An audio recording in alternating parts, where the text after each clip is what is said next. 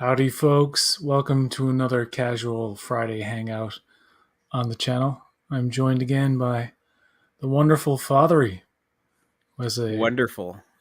was an excellent channel called Text Trek. Uh, Thank you for being here. You were here last week, and we talked for like 2.5 hours, 2 hours and 47 minutes. Actually, was it that long, Nice. or was it 1 hour and four? I can't remember. It I was think it long. was over 2 hours. Yeah, it felt like a Yeah. while. I was getting pretty sleepy by the end of it. We're going to start right off the bat before Starfleet Boy gets here. And just in case Starfleet Boy is listening or clicks on the video, you can see that For All Mankind Season 3 spoilers will be discussed. The finale was technically, it came out today, but really it was like last night.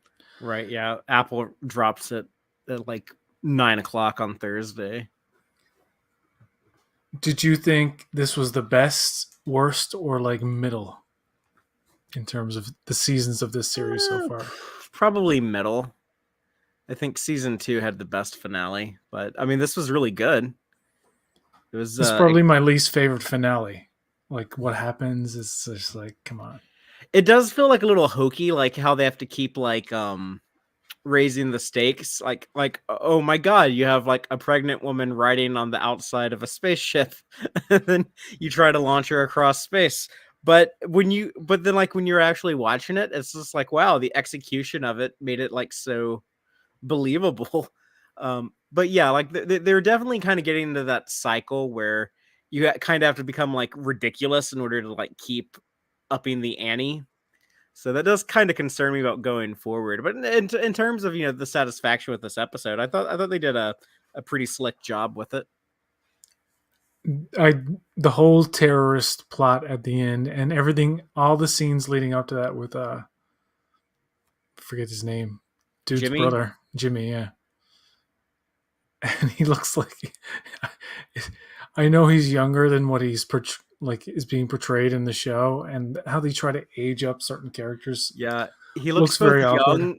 He looks young and old at the same time. It's really, Yeah, but some people do have awkward looks like that in real life. So but that group of people, as soon as you meet them early in the season, these hippie types, and they're telling them some things, and you don't know if they're full of shit or not. Or the more time I spent with them, and particularly that girl who wanted them to sneak into NASA and all mm-hmm. this, Sunny.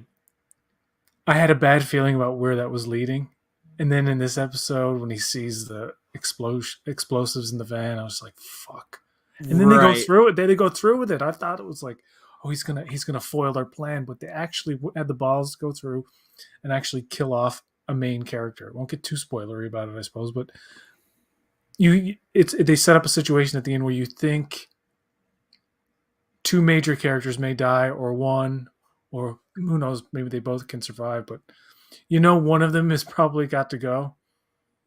So when she died, I knew he was safe. You know what I mean? Like, I'm like, they're not gonna show her dead in an explosion. And then this guy, I'm trying not to say names, but yeah.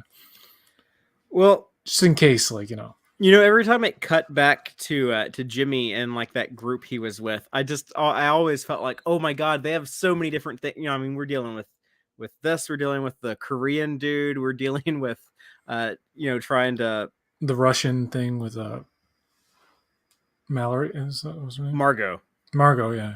Yeah, so it definitely felt like a lot was going on, but it mostly worked. I think it does like run the risk of being a little too convoluted, too many plot threads, but they all went where I felt like they needed to go. All the chess pieces eventually landed on the right square. It was just a bunch of pieces getting moved really quickly within a long, meaty hour and a half episode, but it still felt kind of bloated with as much was going on in it. I still think that first season and a good chunk of the second season are the real highlights of the show in terms of like uh,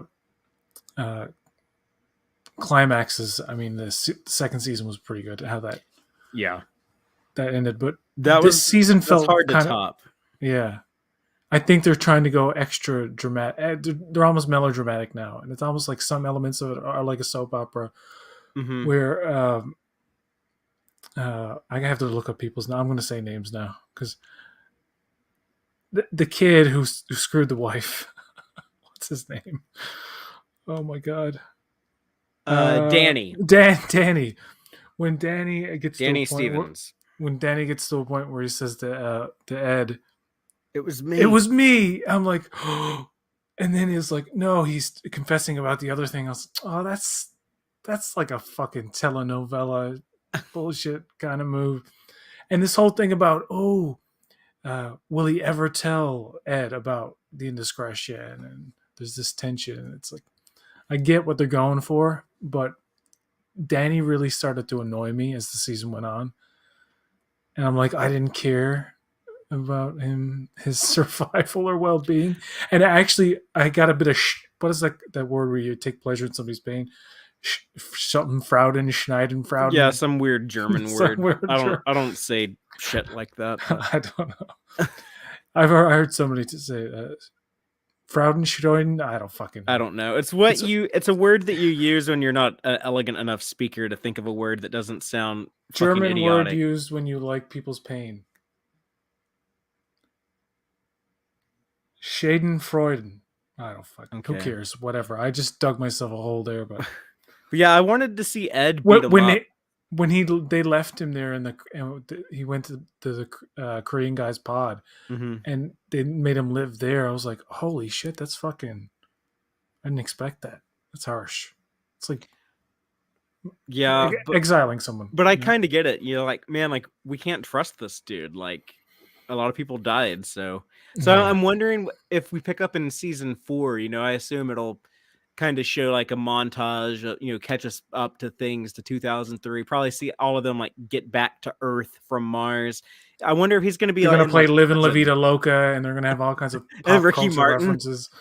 Yeah, it's gonna like the gorillas. The Like Fast and the Furious movies. I'm happy. I'm feeling sad. I got sunshine in a bag. Sorry. I hope that doesn't get like a copyright strike or something. But No, Jesus, I you know, doubt that. I guess 9/11 probably won't happen in this timeline. So we'll have like the Twin Towers will remain standing. They showed them a lot in season 3. So I think that they're Well, here's the going to thing do about the that. show that we brought up last week about how it wants to have its cake and eat it too, in terms that they've created an alternate timeline, but they Mhm. still have The same certain pop culture. the same pop culture events occur verbatim in the year that they should be occurring. And in reality, I always thought like it would be a lot more expensive, but to take to show clips or to create clips of alternate things that were just slightly off. Like you altered a movie. You know, it's almost like in Last Action Hero when they go to the video store and it's Sylvester Stallone as the Terminator in Terminator 2 Mm, instead of our, like that kind of thing where. But right. anyway, The that's a things that nitpick. the things that almost could have. Yeah, I mean that would I did be think about that too. Did 9/11 happen in this timeline? Did the Iraq War happen? Like, would they deal with those issues? right because the Soviet Union is still standing in '03. It looks like, which I think is interesting. But sometimes they'll take like real historical events and put like their own twist on them. Like in season 2, the Apollo Soyuz joint mission that happened in real life in the '70s. They just, for their purposes, they just moved it to their alternate '80s and used it as like the what prevented World War III. Hmm. Uh, a lot of the things in season 3, though, like Bill Clinton, those of us alive in the '90s will remember he was very famous for It's activities with an intern in the Oval Office. So they do the same thing in season 3, but instead it's with Larry instead of Bill Clinton because Bill Clinton didn't get elected. And I kept getting kind of frustrated with some of the stuff of Jimmy and his bad friends. Like I was like, this seems kind of like aimless, and where is this going? But then when I saw it all play out, I was like, well, how do I feel about that? And the thing that I think kind of makes me accept it is that, oh, they were pulling from real history again. That is like the Oklahoma City bombing. yeah, And this is like but instead of Oklahoma City, it was Houston. And instead of it being Timothy McVeigh, it was the Space Marine, who Timothy McVeigh was a Marine in in real life. So They're both carbon copying actual events in history on top of paralleling things that their timeline would have changed. mhm. Like you said, it's the sex scandal with this president instead of Clinton, and you know, it's a fascinating show. It's a science fiction show, but most of it doesn't have sci-fi on the screen technically. Because even though Mhm. yes, they are using you have to actually be aware of the year in the show in as opposed to the real year. Like you wouldn't think anything of somebody using a cell phone in a TV show. But if somebody was watching For All Mankind and didn't see any of the Mars stuff, for instance, and saw somebody use a cell phone and it's like 1992, it's like, why in 1992 are there flat screen, widescreen TVs and HD and all these advanced video communications? This is what they would catch on to the fact that it was. They would eventually catch on to the fact that it was some kind of alternate timeline or universe Mhm. type deal. But But I like have to. Yeah, go ahead. Yeah. I was just gonna say, like every season, it does get like a little bit more science fictiony looking. Mm. Season one, it doesn't look that different from say like Apollo 13 or a First Man or like these realistic space movies from the 60s. Then you get to season two, and it's like, oh, they have like Jamestown base as like this big elaborate base now. Like, okay, that's a little bit more science fictiony, advanced futuristic stuff. And then you get to season three, and you see like the Helios ship, Phoenix, and like a lot of the Mars stuff, and you're like, oh yeah, this is getting into like some real hardcore sci-fi stuff. So I'm very curious to see what they do in season four. It's put me right in mind of any kind of spaceship that rotates, and that's how they do the gravity, and they kind of like can run around it type of thing. That's always straight out of 2001: A Space Odyssey, Mm-hmm. which was why I appreciated it because for one, it obeyed the no sound in space rule. Kubrick found a way to weave that into the narrative that was effective in the scenes of like sound, no sound, sound, like cutting in between those, and the whole idea of in every kind of sci-fi thing you see, people are walking around. Where's the gravity coming from?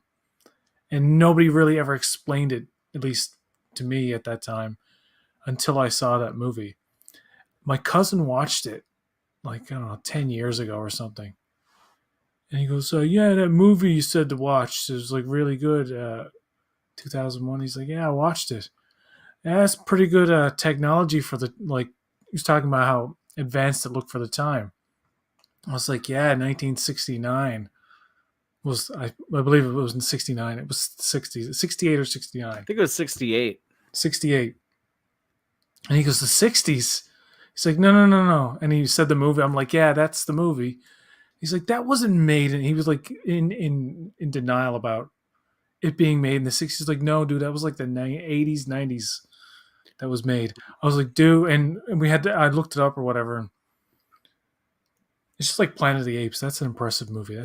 That's from 1968. I know that. I got 2001: A Space Odyssey. 2001: A Space Odyssey. I gotta know. I really have to know. But yeah, it holds 19, up. 1968. That and Planet of the Apes, kind of like mind blowing films in terms of like visual effects. It's crazy. Yeah, and so much of everything in 2001 not only looks good today, but it was very much ahead of its time just with some of the conceptual stuff, like the pads, the tablets that like they're watching BBC on when they're eating their TV dinners or whatever. That is the very first depiction, as far as I know. That is the earliest depiction of like the digital pad, like what we would see, Captain Picard use in the Next Generation, and now we have iPads and shit. But that was the origin of that in any fiction was 2001 back in the 60s.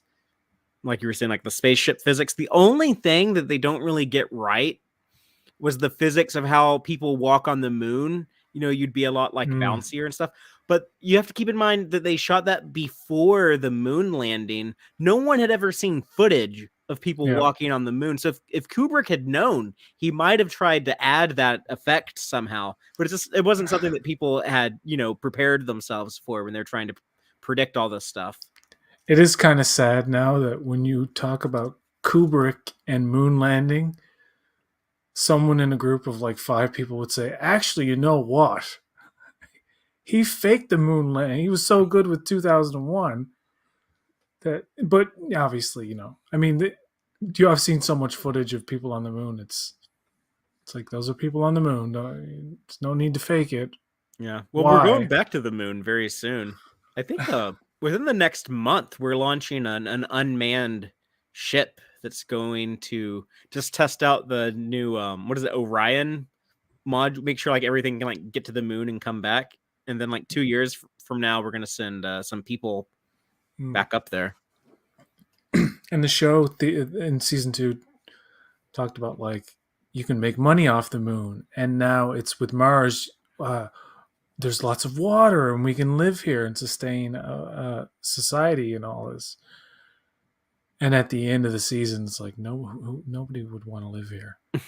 Yeah. It's like you could look at it as an option for colonies to live there to study Mars, but as like bringing a society over, you really, unless there was money involved, unless there was some kind of mining thing that needed employees living on Mars to do the work and whatnot. I mean, even with the money, like, hey, we're gonna pay you $2 million to go live on Mars. Like, okay, what the fuck am I gonna do with $2 million on Mars, right? Like, buy some red rocks. Like, what the hell is there to spend my money on? I guess you could send it back to your family on Earth, but That's the one effective thing in this season too, and just in space travel in general in TV and movies, is the isolation of it.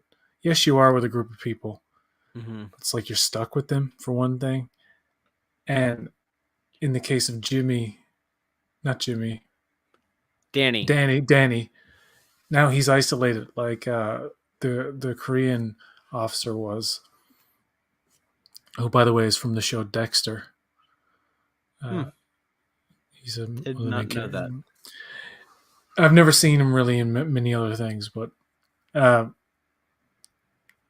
the fact that he was there first. Don't they say at the end like, oh, he was the first guy? I loved that because season 2 ended where you see that boot land on Mars and it says February 1995. And so like this whole season, I kept getting confused because I was like, wait a minute, like what year, like whose boot was that? Like, isn't it 96 now? Like, did they just decide, oh, we're going to do 96 instead of 95 or something? I was trying to figure that out. And then when I saw this last episode, I was like, oh, they actually knew what they were doing all along. And they were just trying to mislead us. But yes, it was actually North Korea, the first nation to land a man on Mars. And the fact that it was secret and the dude's like not getting a response from anybody, and it's so sad. It's like this big accomplishment, and he doesn't even know. I don't think he must realize that he was the first one. But after a year or however long of doing that, he's like literally about to end his life. Like that was good timing. And nobody would have known. Nobody would have known. Maybe like they could have found him after, but in his mind, I suppose there was a good chance that like nobody's even gonna know. Yeah.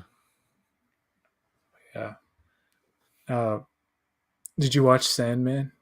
I have not watched it. I actually started rereading the comic, and it kind of made me think like, hey, I would rather just like reread the series than watch the TV show because I like comics more than TV.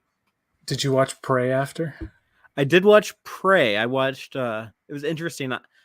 I watched Top Gun, Prey, and the original Predator all in the same day. And I'm like, oh, Predator is kind of like Prey and Top Gun combined. It's like this macho military movie where you're being hunted by a predator. Did you find that it was derivative of the first movie a little too much, or that it really managed to stand on its own?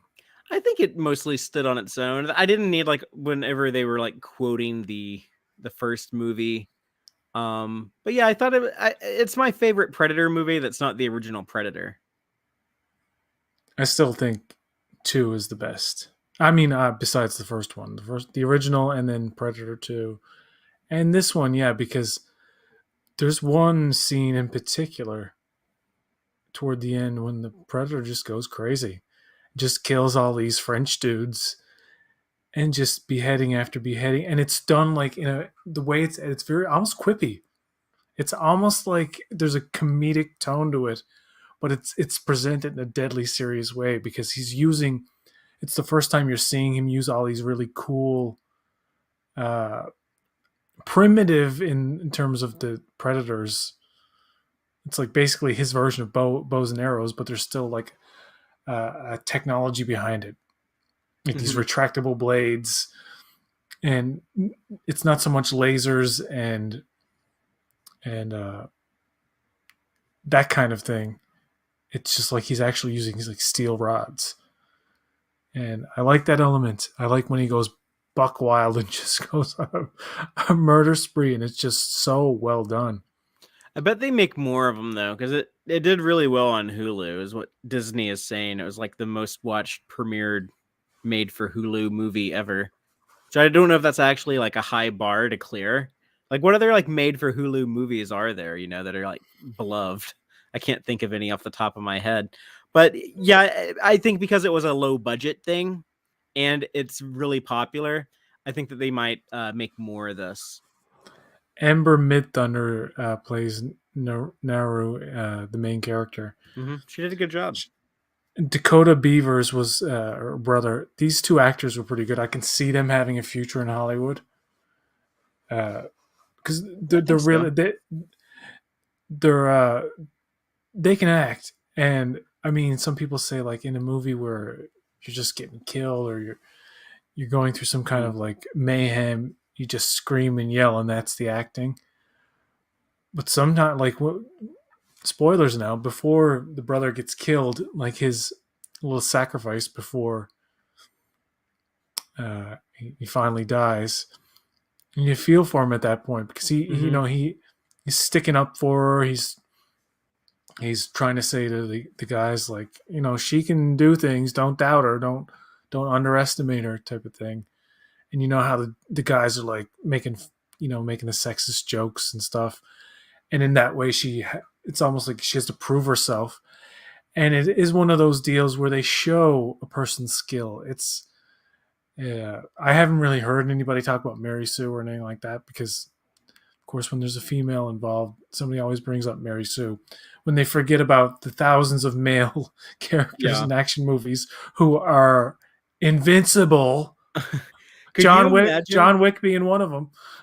Could you imagine if like Terminator came out now and people would be like, "Oh my god, she's a fucking waitress. How does she survive this cyborg?" Or like Alien, people would be like, "Why do they And make the woman the one survivor?"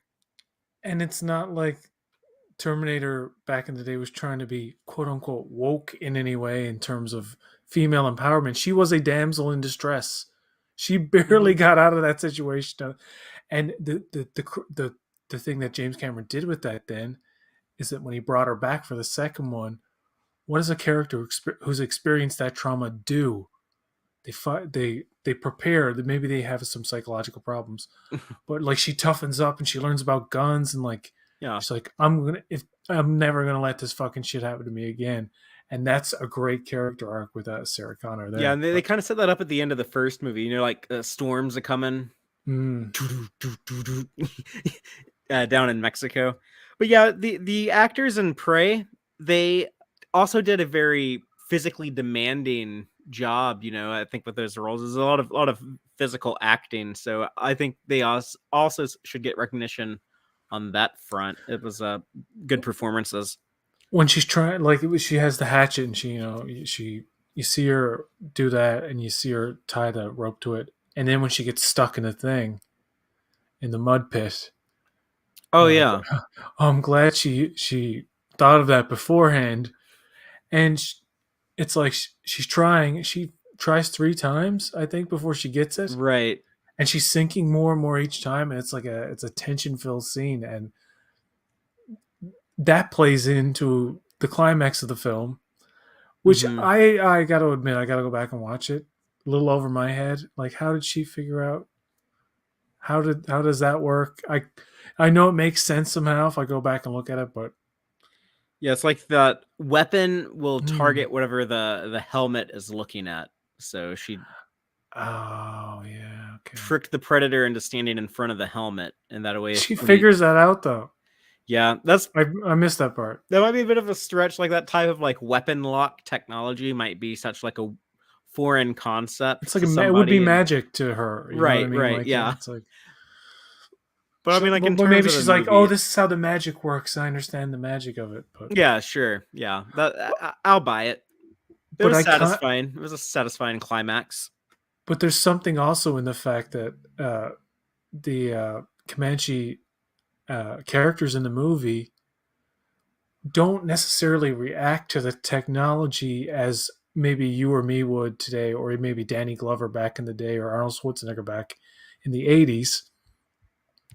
Hello, Ruben. Thanks for Good showing up. evening. I won't be disappearing 5 minutes from now. Don't worry. Okay. Like last time.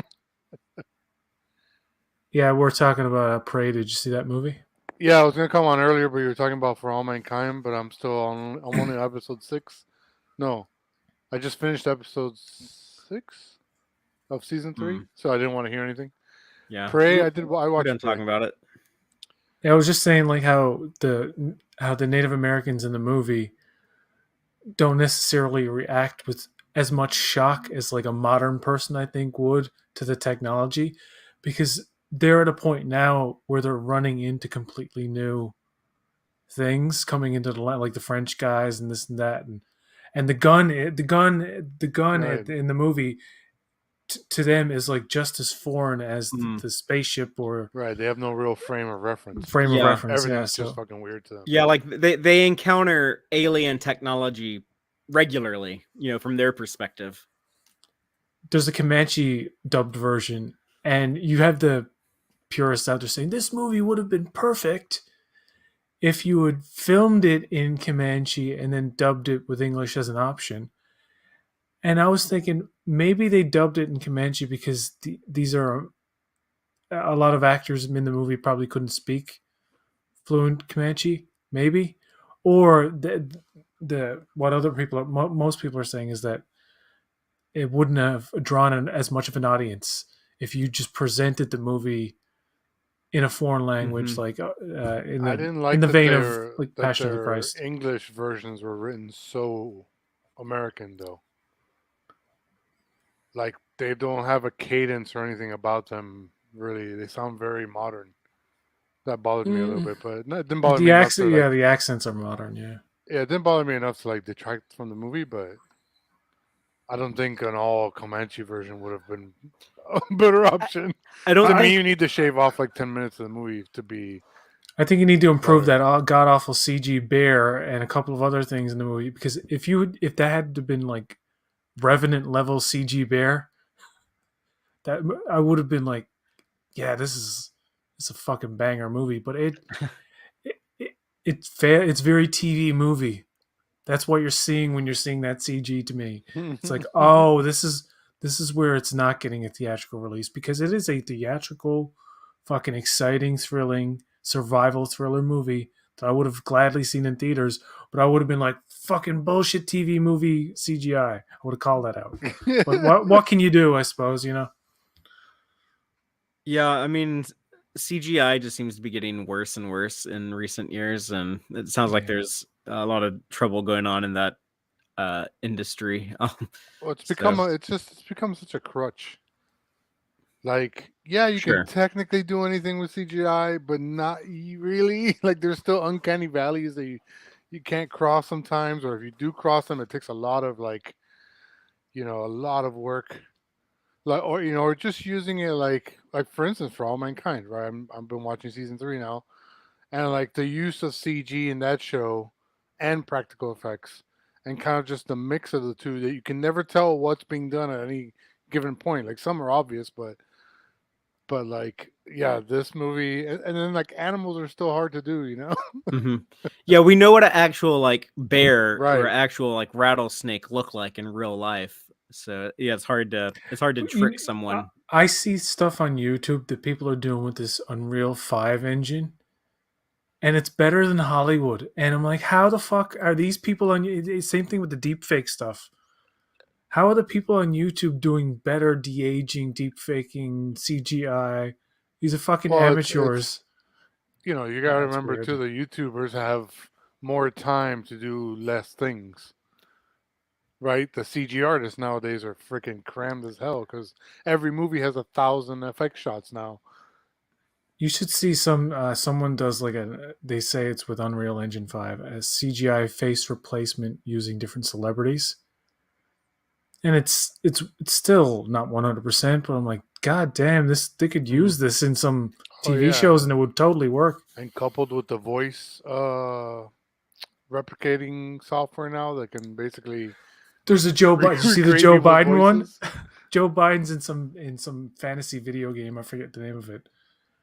And it's like a CGI Joe. It's crude, but they get him to say anything, and I'm like, this is Joe Biden's voice. It's not somebody doing an impression. It seems like a computer recreation.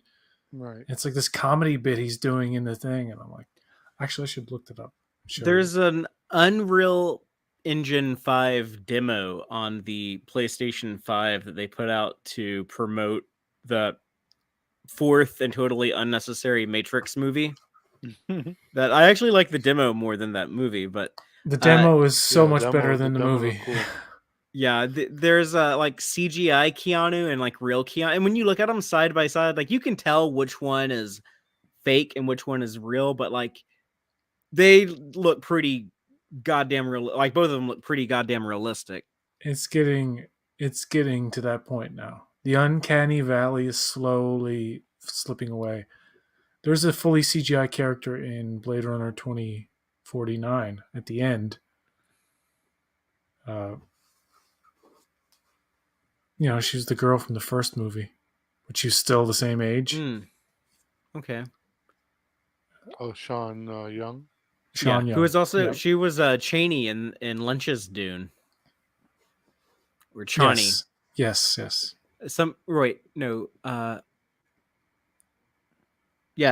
Frank Herbert says Cheney.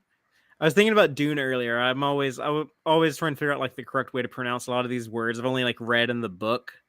So I'm like trying to like look up like different versions of the audio books have pronounced things differently, or like the Sci-Fi Channel adaptation might have said things one way and Lynch said it another way. So somebody pointed out that Prey is the first chronologically in Right. and then it's the original, then it's Predator 2, but it has a direct link to Predator 2. So we don't see how the Predator Society gets that gun, but it is at the end of the movie. She still has it.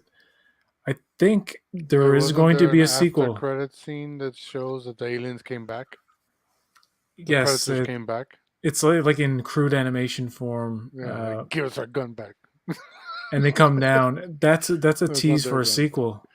And It did well. It's gotten a great buzz.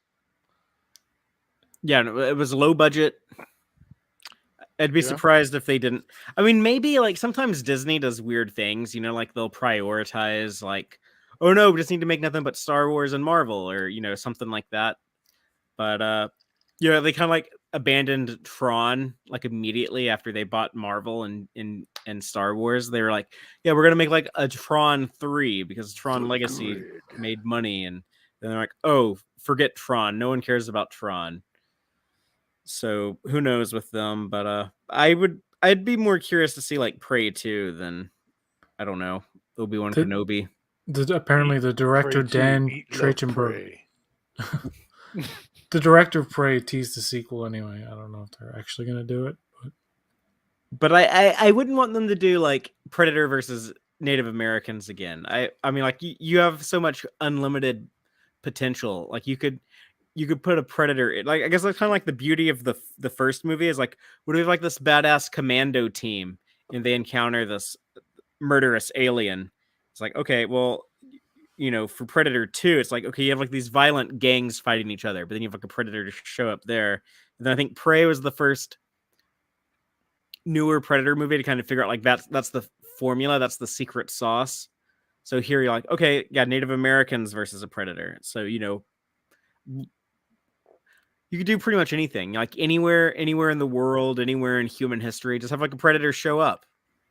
Yeah, he's There's just he's like Michael Myers, except you have way more way more space to play with. You do Predator versus Nazis, Predator versus Viet Cong, Predator versus whatever. Yeah, I noticed that this Predator was different, and not only the different technology, but like The design was cool. the design was cool. It was a departure, yeah, a it's welcome the most departure. unique. It's the most memorable. Like if you ask me, like, what does the Predator look like in Predator 2, or like the Predator in Predators, or any of the Alien versus Predator movies, like I don't remember what any of them look like. I just kind of remember the original one that Arnold fought, but this one The, had a unique look. the Predator in Prey 2022 is the ugliest motherfucker. Yeah, it's pretty ugly. That's my impression of Janis Joplin. He was a swole motherfucker too. He picked up that bear when the bear is like bleeding all over him when he's invisible. That was Just cool. That was metal. just imagine if the producer or the people with the money were like, we really like this movie. We're gonna give you time and we're gonna give you some extra money to make that bear stuff worthwhile. Because just think about it, if the animation was up to par and it was really impressive, kind of like a presentation, bear fight with like the bear's not fucking around. You think the bear's gonna be like scared or whatever? He's like, I don't give a fuck what planet you're from. You fuck with me, I'm a bear. Look at me. And the bear fucking gets it in the end, but it puts up a good fight. And I'm like, man, if that was Denis Villeneuve directing this shit, it would have looked fucking immaculate.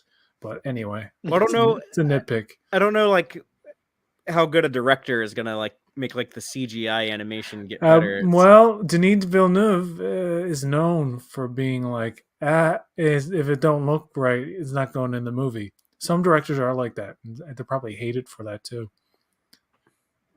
I don't know. Steven Spielberg's kind of all over the place now. In this case, it's like that looks good enough. Do it.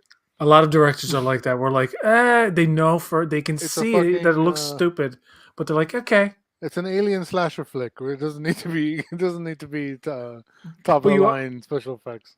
also they from their point of view, it's like, oh fuck, they've worked months on this shot. It still fucking doesn't look right. In their heads, you got to think like they give up, and they just say, okay. No, And in the CG ages fast too. It does. The best CG reminds me of holds video up really games. Like well. when a new game comes out, you're like, whoa! And then like 5 years later, you Yeah. look back on that game and you're like, oh, what the fuck? It looks like blocks and shit. You're like, what the hell? Like, did my eyes change or something? What's going on? There's a good SNL skit where a kid gets transported to the future to see like what a loser he's become because he's only in his basement playing video games. He's playing the PS5, right? Oh, is this that? Okay. No, it's Kyle Mooney, Okay. and Chris Rock is the time traveling angel or whatever he is. He's like, this is what your life's going to turn out to be because it's during COVID times now. He's like, you're going to be isolated in your basement playing video games, and all Kyle Mooney can focus on is how good the video game looks. He's like, oh my god, it looks like real life. I can't believe it. I told my friend that years ago, like 20 years ago, I was like, video games are going to look like real life. They're going to look like CGI, the best CGI you'll see in a movie. It's like, no, that can never happen. They can't make computer chips complicated enough to do that in real time. Now you can play a fucking cat and be basically in a real world as a cat. Forget Prey. Have you played Stray, y'all? You buy a decent. Antonio play it. It looks amazing. God. What was that like? It looked fun. I haven't played it, but just watching her, it looked like they put like a lot of thought into like the design of the world. It's very dystopian. It's very like Blade Runner. Right. Yeah, like robots have replaced humans or something. Yeah, it's like you're in like all these. It's like that Love, Death, Robots short film with the cats. I haven't watched that show, but I know I need to. It's like a good sci-fi anthology. But yeah, like you don't see any humans, but there's like robots living and like, but we're obviously at one point human cities, but now it's like all occupied by robots, and you're just like wandering around as a cat, and you don't know what's going on because you're just a fucking cat. So it's kind of a weird, it's a weird experience because I think you slowly start to learn more about like what happened and what's going on and stuff. Do you think somebody's going to be crazy enough to come out with a game where you just like a guy who goes to a job and sits in a cubicle? Well, that already That's like The And, like, the- Sims, right?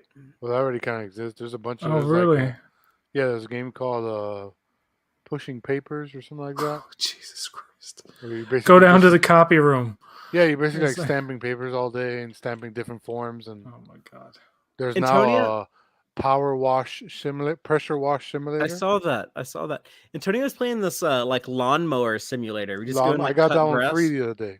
Yeah, so I was watching her play. I was like, man, that actually looks kind of fun. So I started playing it. And like that is so relaxing to just like hop on this mower and just like Yeah. mow the entire yard. You got to go Right. around like there's like a bird bath or some shit, trees. You got to like go around those and stuff. And then get out the weed eater and like trim the around the edges and shit. But I was like, man, that's actually like very relaxing. Like I could like decompress doing like this virtual yard work. My favorite is PC Building Simulator, a PC game about building PCs. Yeah, you like have to like attach the hard drive. Yeah. The motherboard goes here. Oh, I'm gonna make a see-through case. Huh. Yeah, there's games for everything, man. Wow. It's a crazy mixed up world all up in video game land.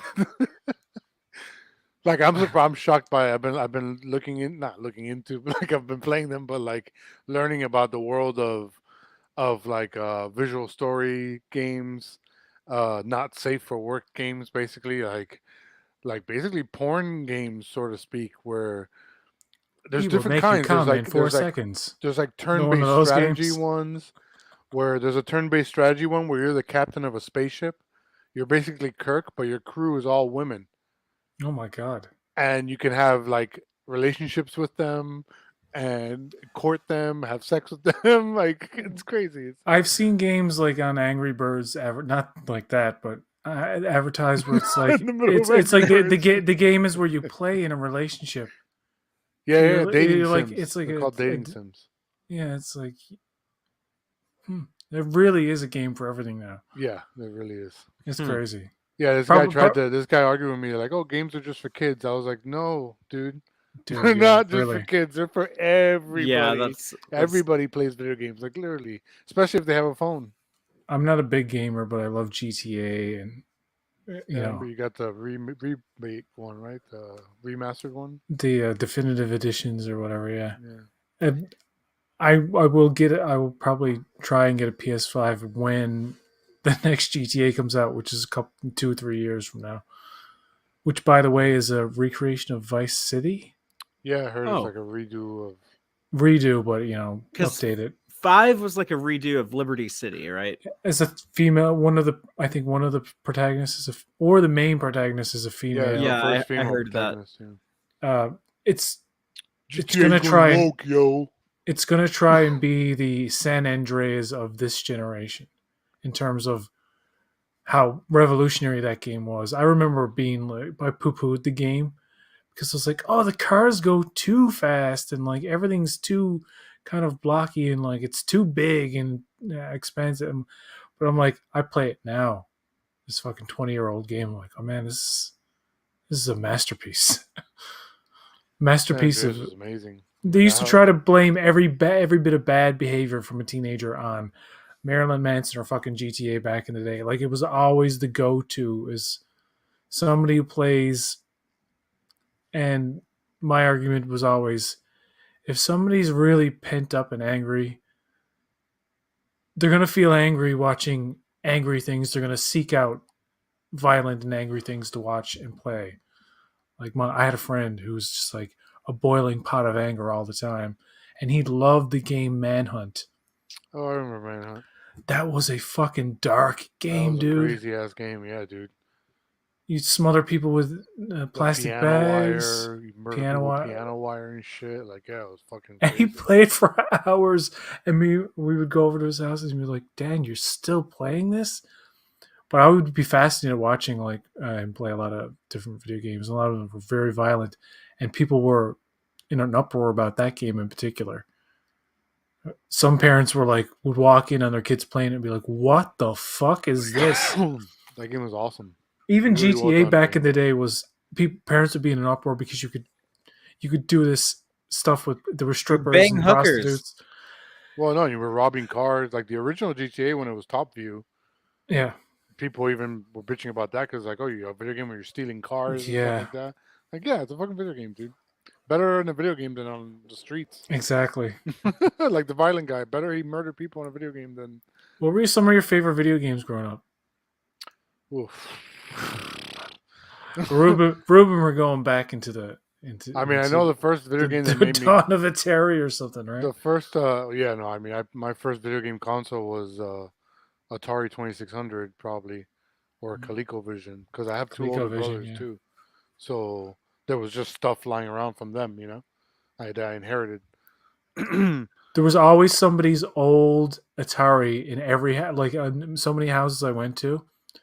Everybody was playing the Nintendo or the Super Nintendo, but somebody's busted ass or old ass Atari was always there somewhere in the corner. I mean, I remember on Atari playing a game called Adventure, where you were basically just a block, and you had to explore a dungeon, and you would grab a sword, and the sword would be like a little stick with like a little line in it on your block, or you grab a key and it would just be. They're the worst fucking. I don't understand how they were even made. Like how anybody would conceive that. This is where we have to start. I could understand 16-bit, 32-bit. That's where you could start, and it would be interesting.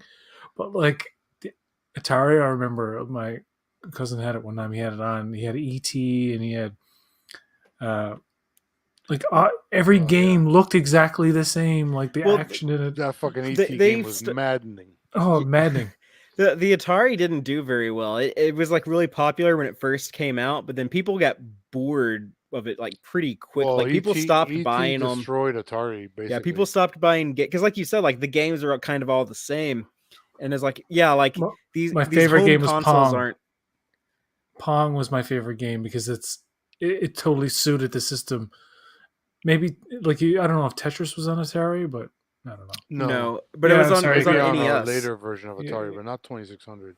But then, like when the NES came out, as the 8-bit console, that was the first time people felt, oh yeah, these are like arcade quality games, but I can play them at home on my TV. The licensing for ET and the fact that it didn't sell basically destroyed Atari and left a gap in video games for a few years before Nintendo came out. But yeah, that NES was really revolutionary, and the Master System too.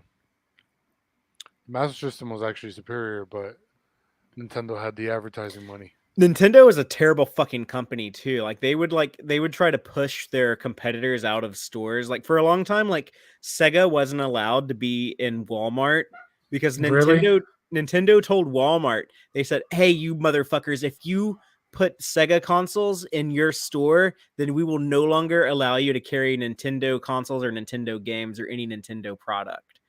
And it was like that for years and years. And like the way that Sega got into Walmart is they went to Arkansas to like where the Walmart headquarters are, and they started putting up like all like these Sega ads, like billboards and shit, and they were like giving away Segas or something like outside like the Walmart headquarters or something. And but eventually like Walmart caved. But yeah, like Nintendo has done like a lot of shady shit like that over the years.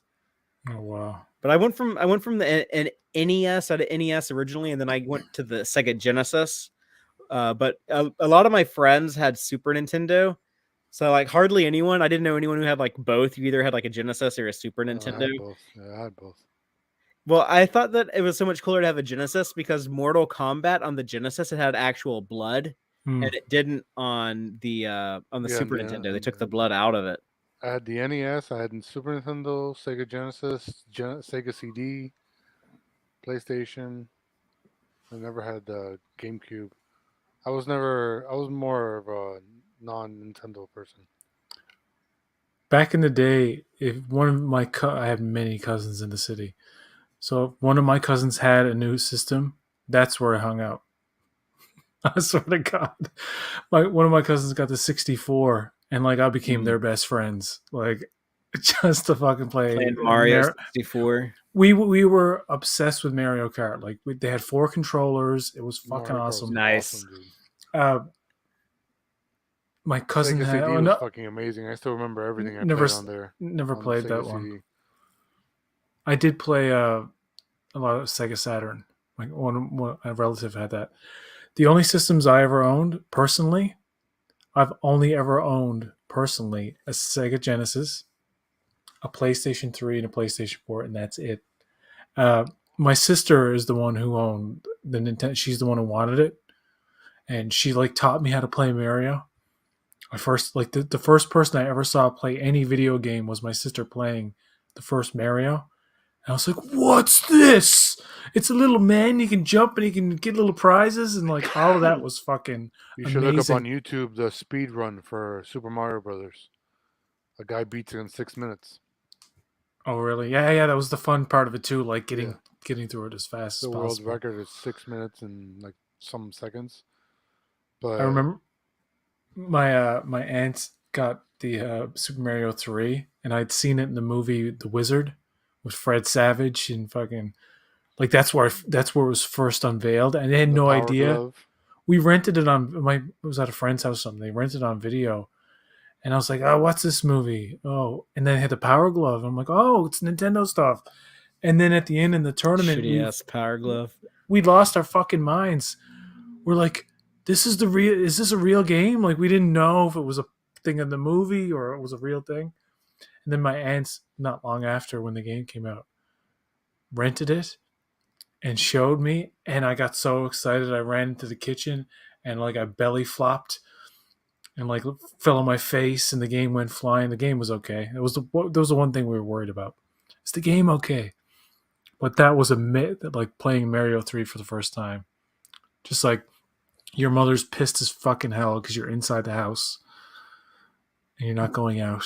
Those were like some of the best graphics ever for the NES.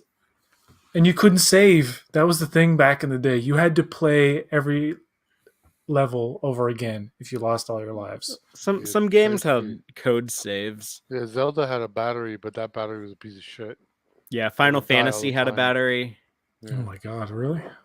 Yeah, the original 2 Zeldas had battery saves. I think by the time the Super Zelda came out, they had a save system already. Super Nintendo was pretty revolutionary. I was impressed with some of the Sega Genesis versions of certain games, like Aladdin and Lion King. I also had my cousin lived in excuse me. My cousin lived in Japan for about like 4 years, and when he came back with the Super Nintendo from Japan, the Famicom. Mm-hmm. And so I had like, for instance, like Super Mario Brothers on the Super Nintendo was different on the Japanese version. It was fucking harder. Everything was basically harder on the Japanese versions. It was such a pain in the ass. It's like the in most difficulty was Mario turned games, up. when you were big, let's say you got the mushroom, or let's say you got the fireball thing, and then you got hit, you would lose the fireball, but still stay big, and then you get hit again and go small. This shit was like, no, you always go small, just from whatever you are. It was just more brutal. It was interesting design differences too. Like the Famicom was so ugly, but Nintendo, man, the Nintendo had like fucking almost 1,000 games or something like that to its run. The original NES. Do you remember the 21-in-1 game, or like it was a game with like a shitload of games inside of it, and you could play like And all of the Game classic Genie. The Game Genie, yeah. Game Genie, remember that shit? Oh yeah, where you could cheat. There was all kinds of like weird shit. Oh, you could do yeah, with yeah, Game that was an The Genie. attachment. last system yeah. I owned was the PlayStation 2, and then since then I've just been PC gamer again. Last system I owned was a PlayStation 5 that I bought a year ago. Now, how was that? Is that working out for you? Yeah, I play like them new Spider-Man games on there and look pretty badass. Nice. I used Looking to love forward to that God of PlayStation War. 2 Spider-Man game. The PlayStation 2 Spider-Man game was really It good. was amazing. The I would movie just spend one? like hours just swinging around the city, just like doing nothing, just like There'd never swinging. been a Spider-Man game like that before. The Yeah, one based on the no. first movie was bullshit. you did some swinging, and then it was like over. Right. It It was very wasn't limited. open world though until the Mm. second one. Right. Yeah, I feel like I know my way. I've never been to New York City, but I feel like I know my way around Manhattan because of playing all the Spider-Man games over the years. It's like the Arkham games. They didn't start out open world, and then they got. It's still. I still don't think they're the greatest. I got really sick of them. I played them all, but I don't know. Toward the end, some of the bosses get really, really difficult. Man, getting all the Fuck this. goddamn Riddler trophies. That took me like a year to find all of them. Yeah, it's I finally did it though. I beat the goddamn dog shit out of the Riddler when I had to take out all that frustration. the Riddler deserved it. The Yeah. first game that ever made me cry was Final Fantasy. It was 3 in the U.S., but it was technically 6. The first game that made you cry. That's the one with There's been Cecil, more than one, right? It's been more than one. I would say. Can't think of video other games. game. Really? Oh yeah, man! Some video games are fucking, especially nowadays. Like there was this game I got for free on Steam. It was literally it took me It was free. It was 3 minutes to beat the game, and it was one of the most like introspective. Basically, you're a fly flying Yeah. up to the light, and you gotta just dodge things that are just falling off of things. Yeah. And then you just think about this life of the fly and going into the light, and what your life means, and you just play this game, and you're like, what just happened? Like, how did this all just happen to me right now? But Final Fantasy 3/6, because the Japanese version was Mhm. 6, um, has a moment where an opera singer character. It kind of like made me think of Fifth Element. You remember the opera singer scene? Because the Yeah, character, Blue Lady. if I remember correctly, the character is kind of bluish, and she starts singing in that little MIDI voice back then. Wah, wah, wah, wah, like they couldn't really do much. And she's telling the story of like she's giving a basically an exposition bomb on the story, but it's done so well. I was just like, I think I was like 13 or something, and I was like, it's beautiful, man. I can't No, believe Final this game's Fantasy making me cry, VII. bro.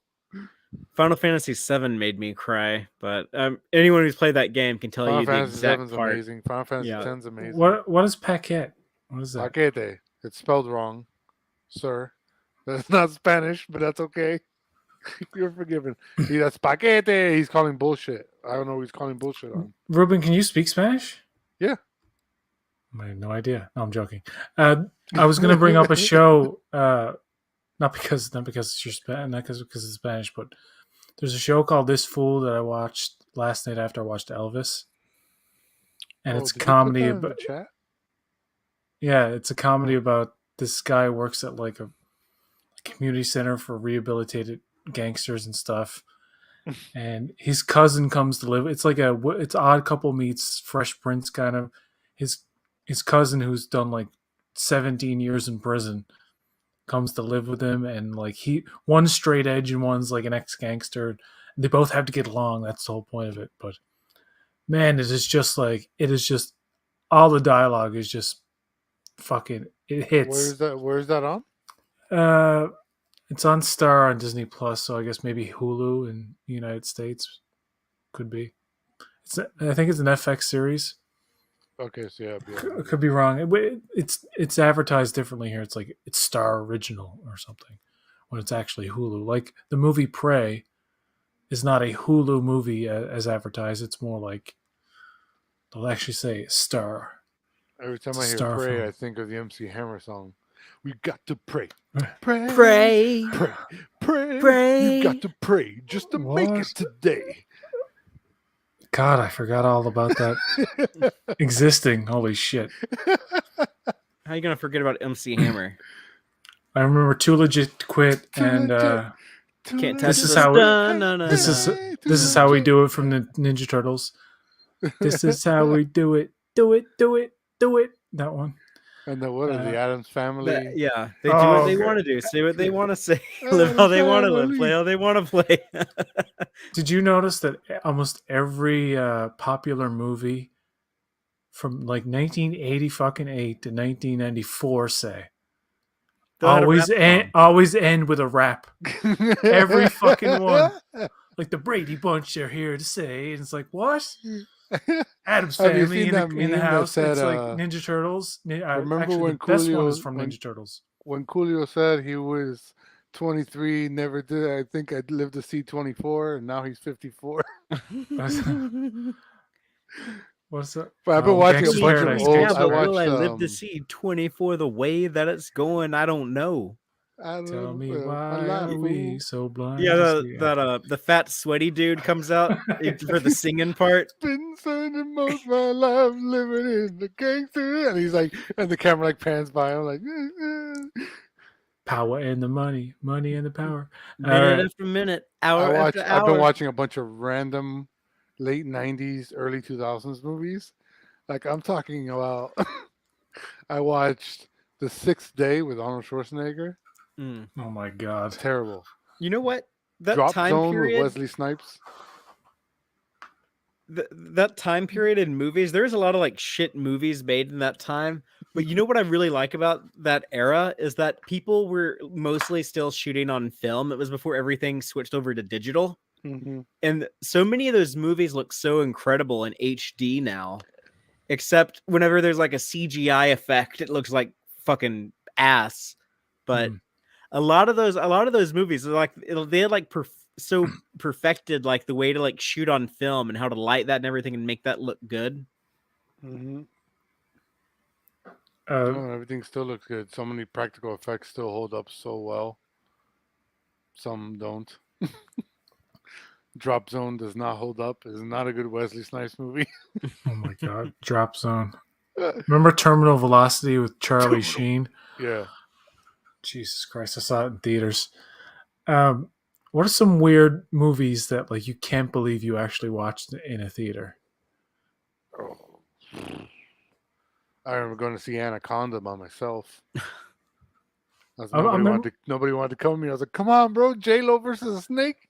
That was a popular kind of video on release. I remember a lot of people had like rented that, like wanted That to was a rent it. rental for me. I mean, I saw Kids. Have you ever seen Kids? Oh my god! Really? You saw it in theaters? I saw it in theaters. Yeah, dude. I had like a Jesus. midnight showing. It was like the You could only never theater. make that movie now. Like people would be like, "Oh no!" Yeah. Or it'd be on Netflix like that, like that. Cuties or whatever they had. Oh fuck! It's not. No, Jesus, it's not that bad. It doesn't depict anything explicit. It's just there is youth sexuality and dealt with, but it's not. It's done in a way that's kind of gross and shocking. It's where this dude. It's Especially basically like about a teenager. The plot is a teenager has AIDS. He doesn't know it. It's found out through the women he's sleeping with. So the whole day is about Chloe Sylvie. Is that her name? Chloe Savini, yeah. Savini. She's trying to find this this guy Telly. I think it's Telliers. Yeah. It's been a while. It's been a long time. For me too, yeah. But I remember being like, "Oh, this is like kind of like it felt like a PSA or something, kind of like a morality tale where." She doesn't succeed. When she finds him, he's already having sex with another girl and possibly passing it on to her. And then to be real fucking cynical about it, she passes out and then is raped by a dude. And then he's probably got it. No, the movie's fucked up. The movie is that it was fucked.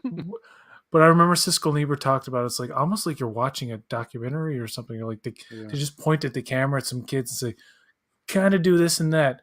And if you find out, I think they interviewed some of the some of the cast, and they're like, "Yeah, we were." They said we were little kids, and we were really smoking weed in that scene. Like we were just doing what we did in real life for the movie. I'm like, that's weird. That's illegal, but you know what I mean? It's like weird how they made it. Yeah, it's very indie '90s grunge. Yeah, it's fucking. You'll never see anything like that. It's so of its time. But yeah, I remember critics really appreciated like how real it seemed. I'm like, maybe it was more real than you actually realized because Rosario Dawson, her first big role, the first thing she says in that movie is like disgusting as fucking hell. She's talking about fucking fluids in her teeth. I'm like, okay. Okay. I didn't Yeah, understand when I was an actual kid when I saw the movie too, right? So there was shit in that movie I did not understand at all. There was a Like, whole era of those movies. There was also a great movie about the oh man, what Bully was it called? oh, Bully, it was another one that was fucking Bully. weird. That was the one Gummo. Yeah. That late the '90s had the best indie movies ever. I was like, You these know what weird. 90s movie doesn't get enough love? Surf Ninjas. Surf Ninjas. Like, I remember Three Ninjas. Yeah, there's a little bit of a ninja craze in We the need to have early a ninja 90s. comeback is what we need. Do you know that the third movie is actually the second movie? Well, Three Ninjas chronologically. Knuckle Up. Or what's the baseball one where they go to Japan? They meet the girl who plays baseball. Whatever the God. third, whatever the one that was released third was actually filmed second. Okay. So really, in the movie, I mean, the age difference you can't see a lot of it, I suppose. But I remember seeing those movies, and it's like they're younger in the second one. Hmm. I mean, they're younger in the third one than they are in the second one. The third Turtles movie goes to Japan too, the feudal Japan. Yeah, they Back did a in lot of time. like go to Japan. It's like when you're starting to run out of ideas, like we'll just go to Japan. Ninjas are from Japan, right? God, that movie had awful. They abandoned the Jim Henson animatronics, and they have these awful looking turtles that don't look nearly as good as what they looked like in the first two Yeah. movies. I saw that one in theaters too. And you know what movie I saw a trailer for when I went to see Turtles 3? I saw a trailer for the Mario Brothers movie. Mm. And I'm like, "Oh, that looks interesting." And it turned out that was a terrible movie too. I saw that in theaters, and I could not believe what I was watching. They were doing a lot of video game movies in the 90s because they did that. Then they did Yeah, they've Street always- yeah. Fighter shortly after. I've been trying to get the Mortal video games Kombat. going in the movies. We had to sneak into Mortal Kombat. Mortal Kombat was a weird one because what would happen was before we had the Canadian rating system, which is like kids can get in anything now. It's not even an issue. Like, it has to be pretty fucking hardcore to get an 18 plus in this country, right? But back in the day, we just went by the American system, which was so fucking stupid because we were at home. All of us kids were allowed to watch R-rated movies. Nothing really too explicit, right? Nothing like Basic Instinct or anything like that, but like, you know, Rambo and that kind of stuff. On Well, soft the porn, not 95 hardcore. Mortal Kombat was PG-13. And that's what I'm saying. There was such an uproar about that movie being so brutally violent. I'm serious. Like, I thought this movie was going to be like heads popping off and It this, ain't that, and the nearly other as thing. violent as the game. That was a And criticism. Yeah, I that's wrote the my high school research paper about violence in video games because of Mortal Kombat. they had to, but it turned out like it wasn't nearly as violent as the video. It didn't live up to that promise. People liked it though, but they were really not letting any kids like no. You have to be with an adult at least. Basically, the first and only movie So we I snuck was in ever anyway. carded for. Oddly enough, I was already, I think, 19. No, how old was I? When would the Interview with the Vampire come out? 94, I believe. Yeah, so I was already 18, and I got carded for that movie. There And were, I you was know, like, really? there was such an uproar. I remember as a kid not really getting it, like the homosexual undertones in the movie. Yeah, that went over my Had a- head. Where you had like they did like street where they would ask people, and I remember like stuff like, yeah, that movie, it was a gay movie. I don't know, like they were really afraid of the gayness of it, and I'm like, that movie sure gave me a boner. I don't know why. yeah, I kind of got turned on when Well, Brad Pitt, the when books, two hot men were making out with each other. the I the told him Anne my Which Rice doesn't happen in the movie, by the way. I'm just saying. the Anne Rice books are extremely gay. Well, the new TV show Interview with a Vampire, they're in the trailer. They're like, there's nothing subtle about it. Like, there's a homosexual relationship. I didn't know Where's that there that was a coming new out? TV show. But back in the Yeah, day, I had no peop- idea but there was a new show coming. people Yeah. were like fucking losing their minds over that. when they should have been worried about, like, I don't know, maybe Kirsten Dunst kissing a fucking 30-year-old man. Grown ass man. You I know what think they movie I should. snuck into was the South Park movie, Bigger, Longer, and Uncut. When that came out, me and my friend, we bought tickets to go see that shitty ass Will Smith Wild Wild West movie, Wow, West. and then we snuck into the South Park theater Dude. and we watched South Park instead. That's funny- exactly what we did. Me and my cousin, me and my two cousins, and there was like some girls that I didn't know, and we all went in to see it. And I remember the girls were like, "Fuck this movie, I hate it," and us guys were like laughing so hard that the usher was like, "Yeah, I know you're not supposed to be here, but you got to keep it down, or we're gonna have to kick you out." And we're like, "Okay," so we had to like temper our excitement for the movie. You know, the funny thing is that I was watching the audio commentary on the movie with Trey Parker and Matt Stone, or maybe it was like the commentary for like one of the episodes they did on the DVD release. But they were saying like, yeah, so it turns out we've heard that we actually really helped the box office for that shitty Wild Wild West movie because a lot of kids were buying tickets for that and then sneaking into our movie. I'm like, oh my God, that's exactly what I did. And those girls didn't want to see; they wanted to see Will Smith. And we were Look like, at wow, and wow, West, Jim and West. I Desperado. convinced they had never seen South Park. Didn't know what I said. No, it's they've got the most. It's I basically sold them on the fact that it's really vulgar, and they were like, well, we're young men, we're young teenage guys, and we like vulgarity, so there you go. But man, that movie was really something special. I mean, to this day, it still holds up. They didn't like the part where Saddam Hussein shows his dick to Satan. People in the theater lost their minds over that. That's like, wholesome family someone was fun. like, "Ew," and another one was like laughing hysterically. Or when Big Gay Al was naked during his musical number. Yeah, that was like nothing. That wasn't a big deal.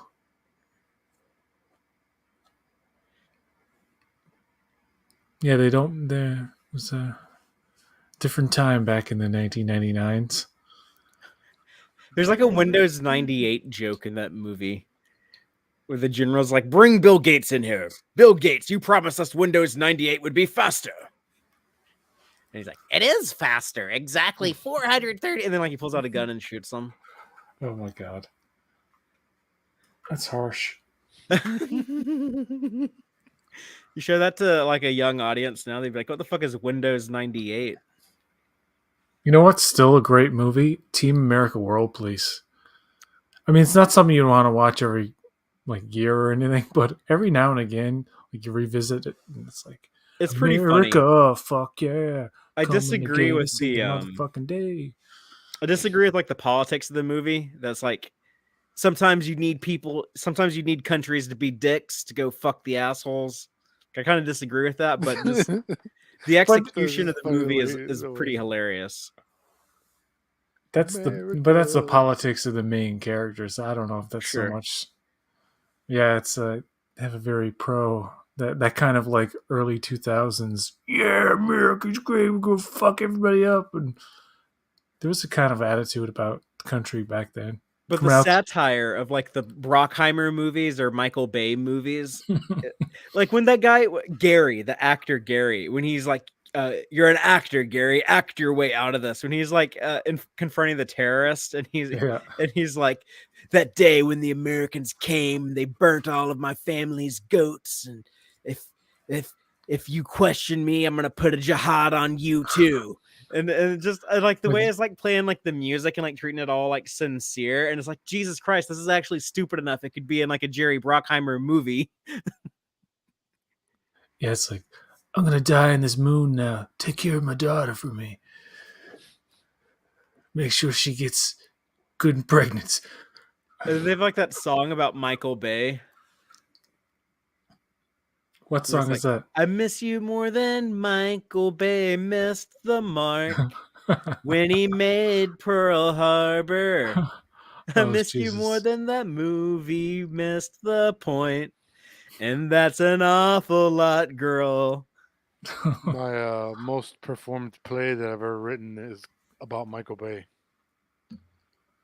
What was that about? It's called Michael Bay Wants to Make a Play, and he basically wants to redefine his career as a serious creative mind. So, but he wants to do it in the theater. So he pitches a $300 million movie to a local theater, and they obviously can't make it. But that's the gist of the story. But you find out why he makes the movie he makes, and it's because of he has a chip on his shoulder because he was never allowed to make Babe, the first Babe movie. You know, it was produced by George Miller, and George Miller hates Michael Bay. Oh And gosh. so I was like, maybe Michael Bay wanted to make Babe, but George Miller was like, nah, fuck this guy. And then he went on to make Bad Boys instead, in the same year as Babe.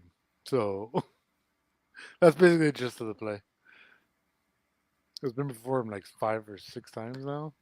Six. His worst film that I've seen is Transformers 5. It's like one of the true things I regret ever looking at. Like truly regret like the experience. Transformers 2 broke me as a human. Oh, that was bad. Yeah. It just broke me. Oh, I left the theater seeing explosions, like things blowing up, and I was just like, I can't believe what I just watched. I was always so happy whenever one of those movies came out and all the reviews just trashed it, because I grew up like loving the Transformers cartoon, and even now Oh I still yeah, have like a soft spot for Transformers. But yeah, like I hated his 2009 movie, and then like all the sequels after that, just like the reviews just got worse and worse and worse for every one of them. And I didn't go see any of them in theaters after the first one, but sometimes I would like watch them on streaming or something, or watch them illegally. And I still haven't seen the fifth one. I haven't brought myself to, but I kind of want to get like a group of people together and watch it sometime and just like make fun of it, because I'm sure it's fucking hilarious. One of the the best reason things was Red Letter. I think it was Red Letter Media did they watched like part 1, 2, and 3 on a screen on 3 screens at the same time, Mm-hmm. and basically said like showed like, oh look, at 5 minutes this is happening in all the movies. At yeah. 15 minutes this is happening. At 12 minutes whatever. There's a the worst thing about 5 is the aspect ratio changes every shot. Like it's like full screen, then it's got like slight bars, and then the next shot would be like thick bars where it's like super Mm. widescreen, and then it'll go to like an even like a third, like a fourth fucking one you haven't seen. Like the bar, like it's constantly shifting, and it gets so. It's like Probably a mix. there's no decision to keep it a certain way for certain periods of time. Well, he also like cuts to a different shot every half a second. Like I don't know, it's like the longest shot in a Michael Bay movie, but it's not very long. Like it's one of the reasons why his work frustrates me so much. Like even stuff that a lot of people like Bad Boys and stuff like that, I have a hard time watching, because in those action sequences, I hate like that quick cut, uh, just style of editing. It takes me right out of the movie. He There was a period, it was between Bad Boys 1 and 2 and Transformers, where he kind of learned to widen up the shots, and I think it was The Island. He kind of learned some things in terms of like toning that down a bit. Mm-hmm. And when you get to Transformers, those movies, they do get worse. He digresses into his old ways as they go on. Yeah, you But can't like follow the action. the but yes, there's a lot of that in the first three, but the first three at least have these moments where it'll go really wide and show the effect in full view. And he does these. You can see them. One is Revenge of the Fallen, which has one of the best visual effects shots you'll ever see. It's the beginning of the movie when the thing crashes through the bridge. It's such a realistic looking effect. It's immaculate. Just go back and look at that. Look at the first. It's in the first trailer for Revenge of the Fallen, and I'm like, man, this movie has some great shots. And I was like, oh, you literally showed his most cinematic shots in the trailer. Like there's a shot in the highway, which is actually a highway that was was reused from The Island, but they inserted a shot of two Transformers fighting or whatever. So like those are the shots in those movies that I appreciated when he went wide and you can see it. but then just as much and even more, he'll go like too far in. You can't fight. It's like all over the place. And I also thought like all the designs look terrible, like the way that he had redesigned all of the robots, and I don't know, I didn't like their Yeah, if you were used to the cartoon, yeah, it's like a bit jarring, but yeah, and like most of the movie is just like Shia LaBeouf running around doing like weird comedy, and it's like 2 hours of that, and then like 45 minutes of robots fighting. I am Optimus Prime. It's like the end when he's running around with the cube. It's like, Sam, get to the cube. And he's like, it's like, it's really So fucking wacky. stupid. It's like Michael Bay, like he's always thought of as like this like big action director. It's like really like watching those movies, he's more of like a slapstick comedy director. And then he has like a bunch of like CGI animators come and animate the action. Autobots, roll out. I love that shit. I love hearing the original voice. That was the cool thing. Yeah, Peter Cullen. That was one of the reasons that made me so nervous about Star Trek 2009 was that the first Transformers movie was 07. I don't know why I said 09 earlier. 09 was when Revenge of the Fallen came out. But I was so nervous about Star Trek 09 because I hated what Michael Bay did with Transformers, and I was scared J.J. Abrams was going to do the same thing with Star Trek. And I was like, they hired Peter Cullen to voice Optimus Prime. Like, that's just like to get like the fanboys to shut up and give the movie a shot. And I'm like, is that the same thing they're doing with like Leonard Nimoy? But I actually ended up, I came out of Star Trek 09 very relieved because I didn't hate it after all.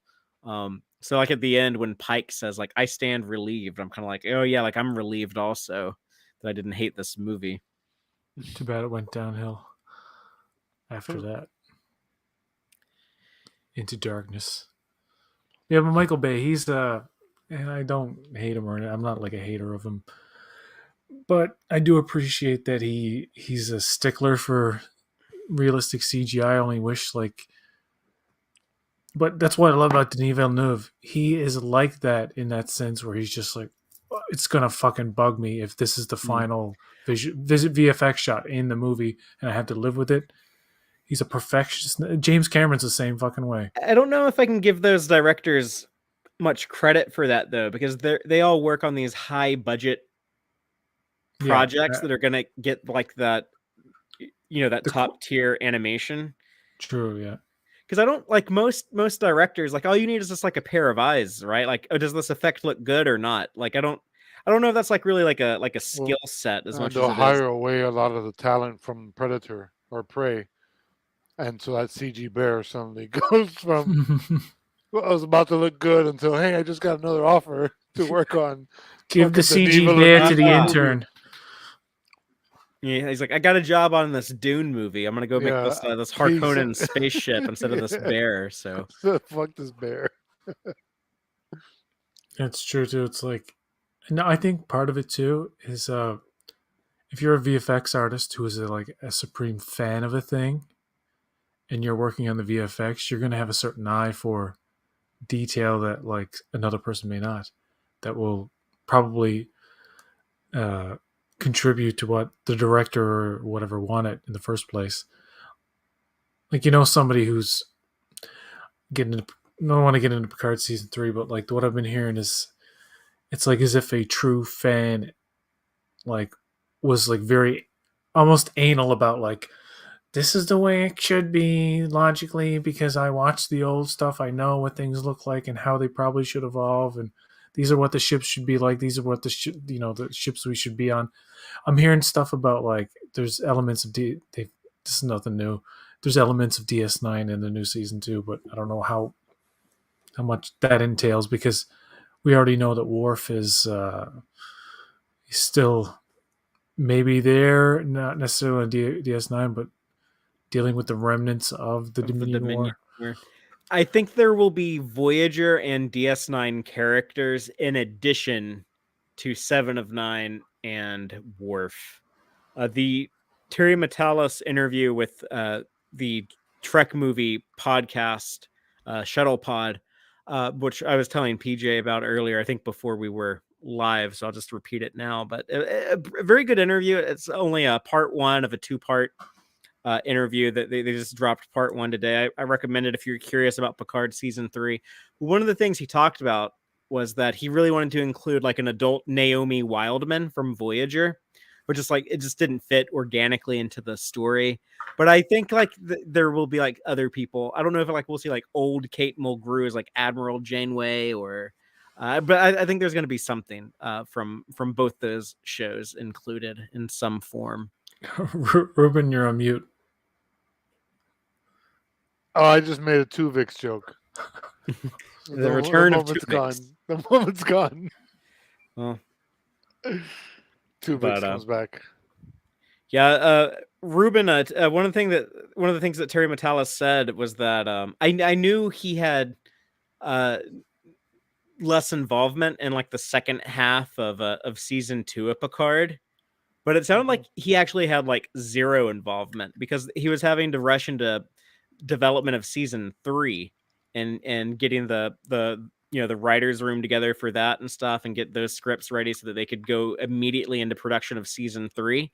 And so he was saying that like all that stuff they did with Picard's mom and with Q, I didn't know how any of that stuff was going to end while I was writing season 3. Like I didn't know that stuff until like I saw the actual like rough cuts of the episodes after they'd shot them. So that really surprised me to hear like he was like that separate from all of that stuff. What did he say about season 3 of Picard? Did he give any tidbits? He gave a lot of stuff. He said the first character we see is going to be Dr. Crusher. And she hasn't spoken to Picard in like 20 years almost. Sounds like they might be on like bad terms or something. Oh. I don't like you, Beverly. He said that there will be like a lot of ship action. He said that he didn't really wait. What kind of ship action? Like shipping characters together? No, like two ships starships on top of each other, like like starships. Some sort of lower decks joke. He said he was a big fan of the original series era movies, like Star Trek 2 through Star Trek 6, and that he thought Undiscovered Country was a good ending for the TOS people. And so he wanted to give like the next generation characters like their Undiscovered Country ending. He said that there will be conflict between the characters. We'll see Riker and Picard, at odds against each other. He said, I know like everyone talks about like Gene Roddenberry said like there can't be any conflict between these characters, but compare it to Star Trek: The Motion Picture. Gene Roddenberry co-wrote that movie, was very involved with that movie. And, Spock shows up. He's very different. And there's like huge conflict between him and everyone else. There's big conflict between Decker and Kirk. So that was kind of like his inspiration, like how to write these characters, because he wanted like the big drama. And he kind of corrected some of the things like Alex Kurtzman said at San Diego, including he said, this is one of the things like I didn't like that I'd heard about season 3. I overall like most of the things I've been hearing, but when Kurtzman said Kurtzman got fired like 3 years ago, right? yeah. Well, I'm sure he'll get fired a few more times before this final season comes out. One of the things Alex Kurtzman said was like they wanted to go with like a Wrath of Khan style villain, and when I heard that, I rolled my eyes because I'm like, they always try to like copy Khan and like all these, all the like last several movies and everything.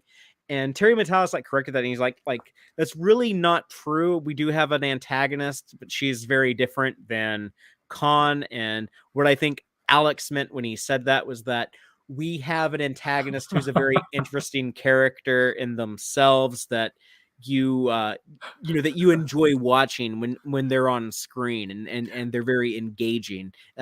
How Ricardo Montalban was as Khan. Yeah, what's funny? Sometimes when I hear, I don't know if it's Heather Caden or Akiva Goldsman or Alex Kurtzman, when they talk about what their product is, basically, right?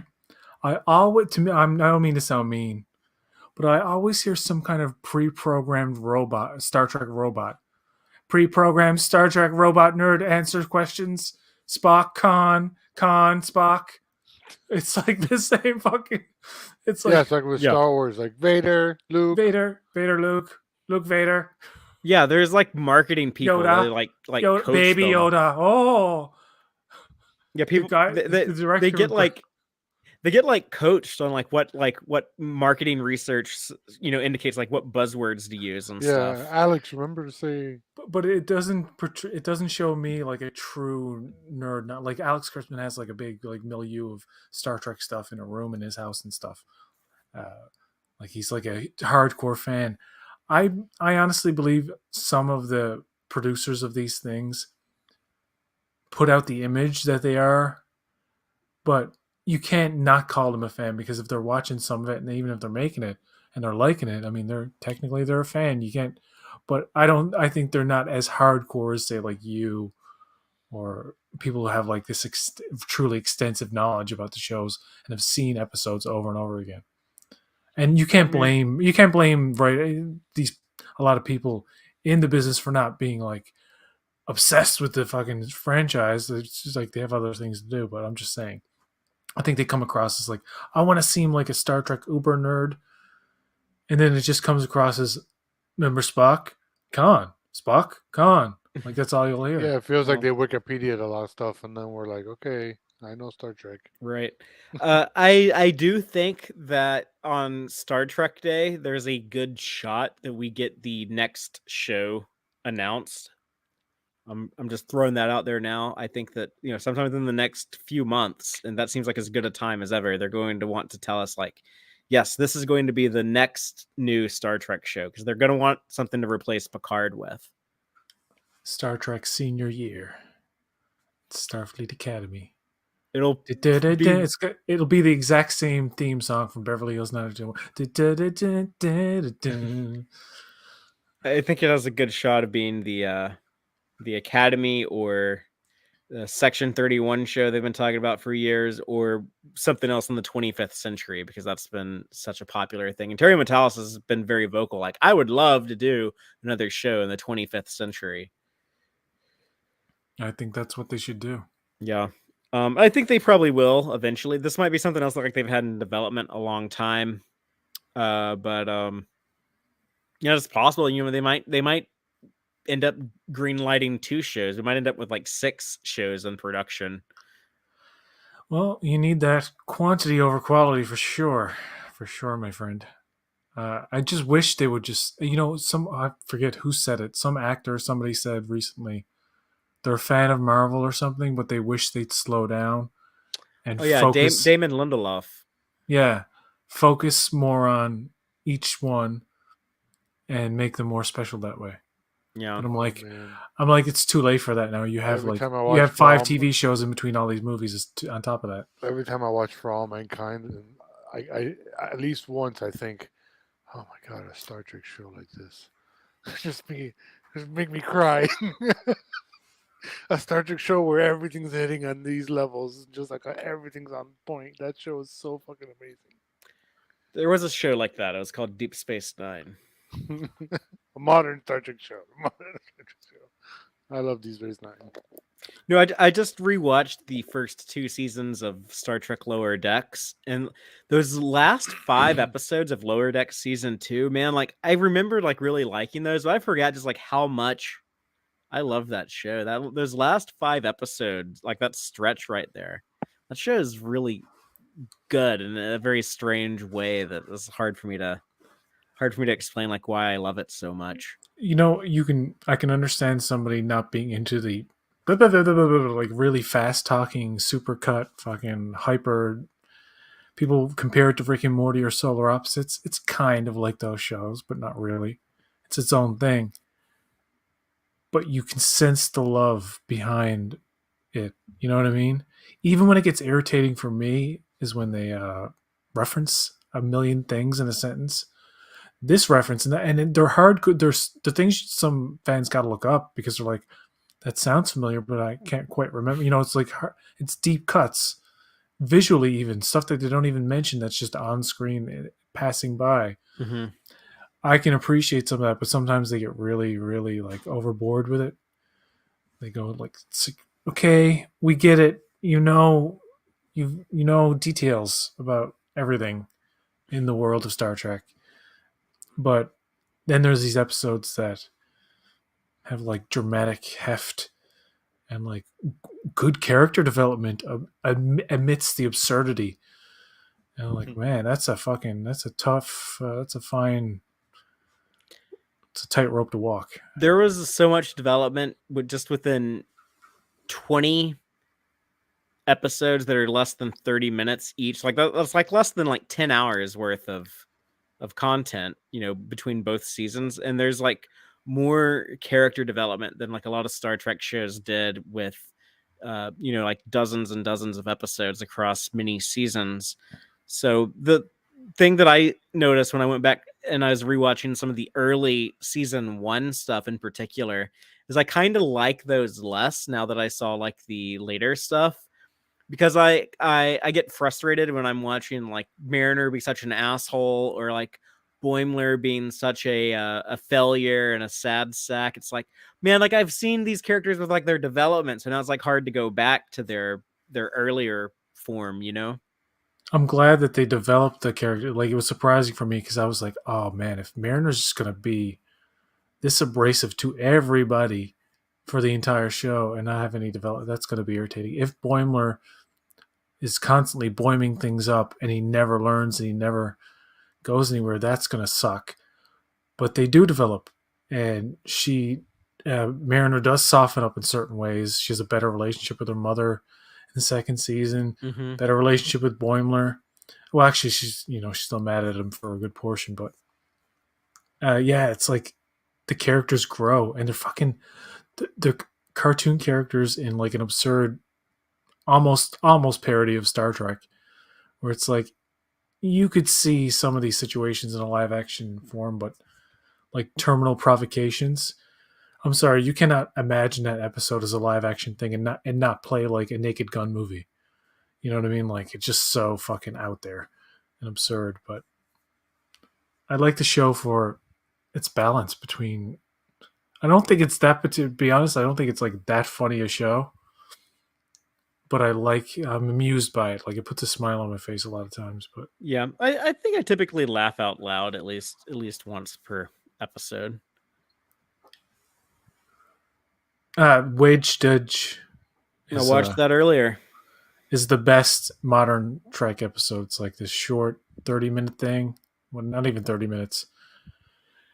And it has 3 stories of lower deckers on a Klingon ship, a Vulcan ship, and a human ship, or predominantly human ship. And it fucking really works. each of the characters have a journey and an arc, and it's like, how did they accomplish this? And so, like, it's just a matter of good storytelling. Yeah, Like, you can tell I a love story that. in a short, long, whatever. I love that idea of Vulcan Mariner, and then we also see the Klingon Boimler. And the writer of that episode, I think her name is Catherine Lynn. She's actually working on one of the live action shows, but I don't know which one. But I mean, there's 3, so it's one of those 3. But we'll see her name in the credits at some point on either Picard, Discovery, or Strange New Worlds.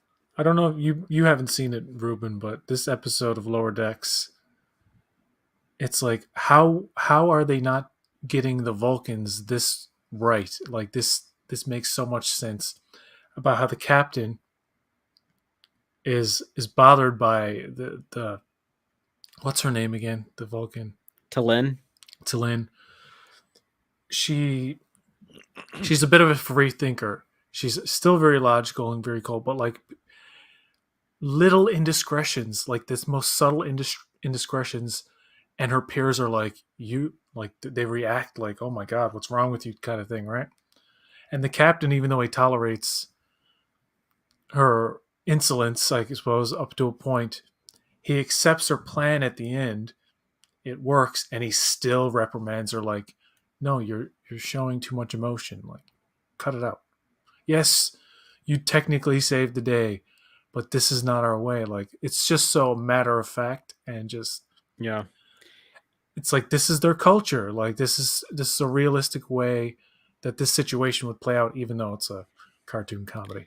Yeah, well, he said that the fact that she was correct was going to embolden her to be more brash. Mhm. But like she's doing things like this reading I've gotten on our sensors is very troubling to me. And they're like, What do you mean it's very troubling to you? That does not sound very logical. And they're That's they're what just I'm like, saying. you need to stop with these outbursts, Lynn. You're out of control. But it's like it's she's like the Mariner of the Vulcans, but it's so like toned down. It's done. Yeah, it does parallel Mariner, but yeah, like the fact that it's so subtle, but yet so offensive to Yeah, everybody around her. The Vulcans act like it's just like outrageous. Like you're out of control. Yeah, where like she'll say something like well, my instincts tell me that we shouldn't trust this, and they're just like, They're like, that oh is my so god, illogical. she's Yeah. out of her mind. Put her in the sanitarium. Put her to straitjacket. No, it's crazy Vulcans and the Klingons too. Like the way they deal with that. Like Yeah, that remind me of the Riker episode.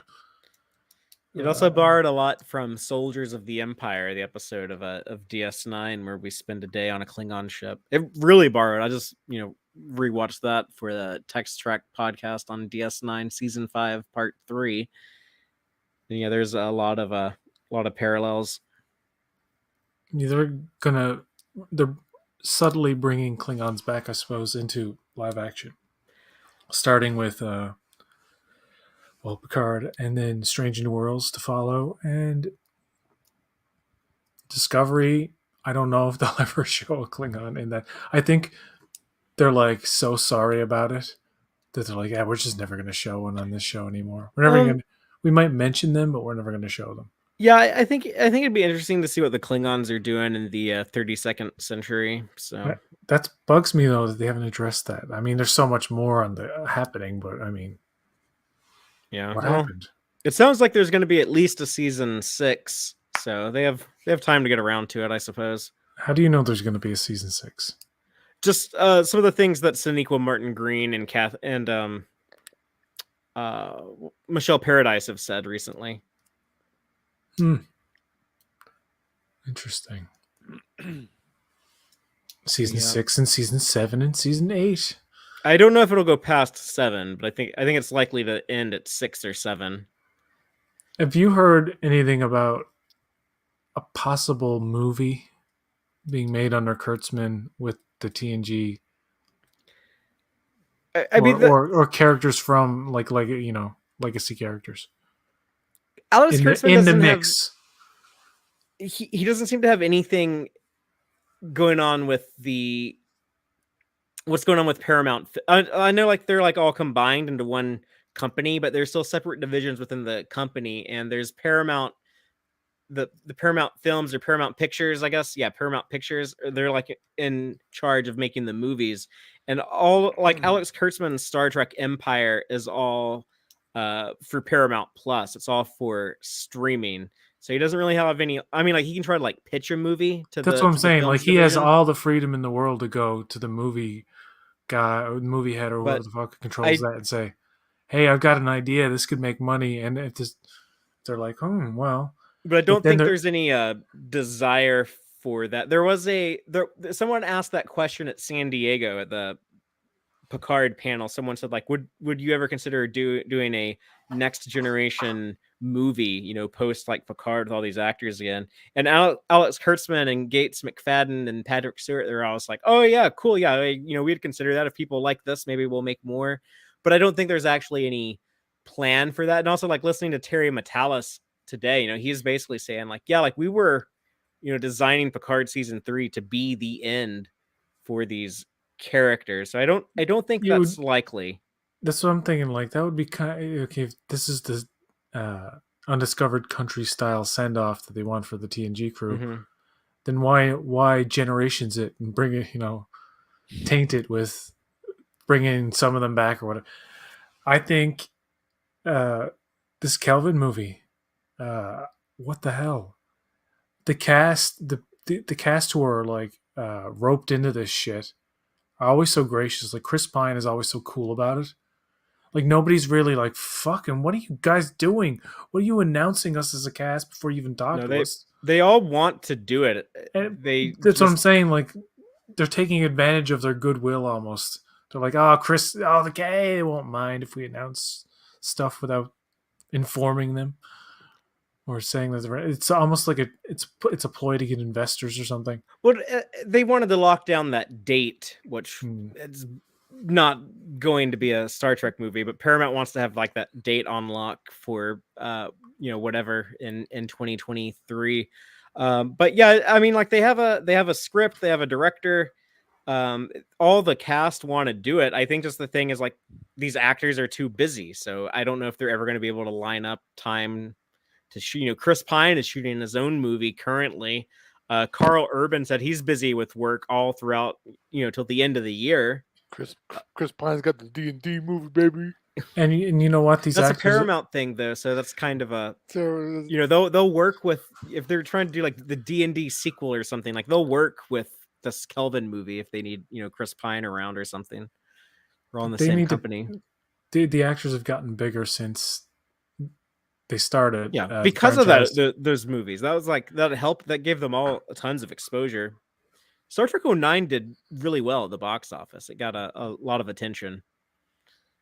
And technically, Into Darkness is the highest grossing Trek movie, but it cost the most. So there you go. And Beyond didn't do well.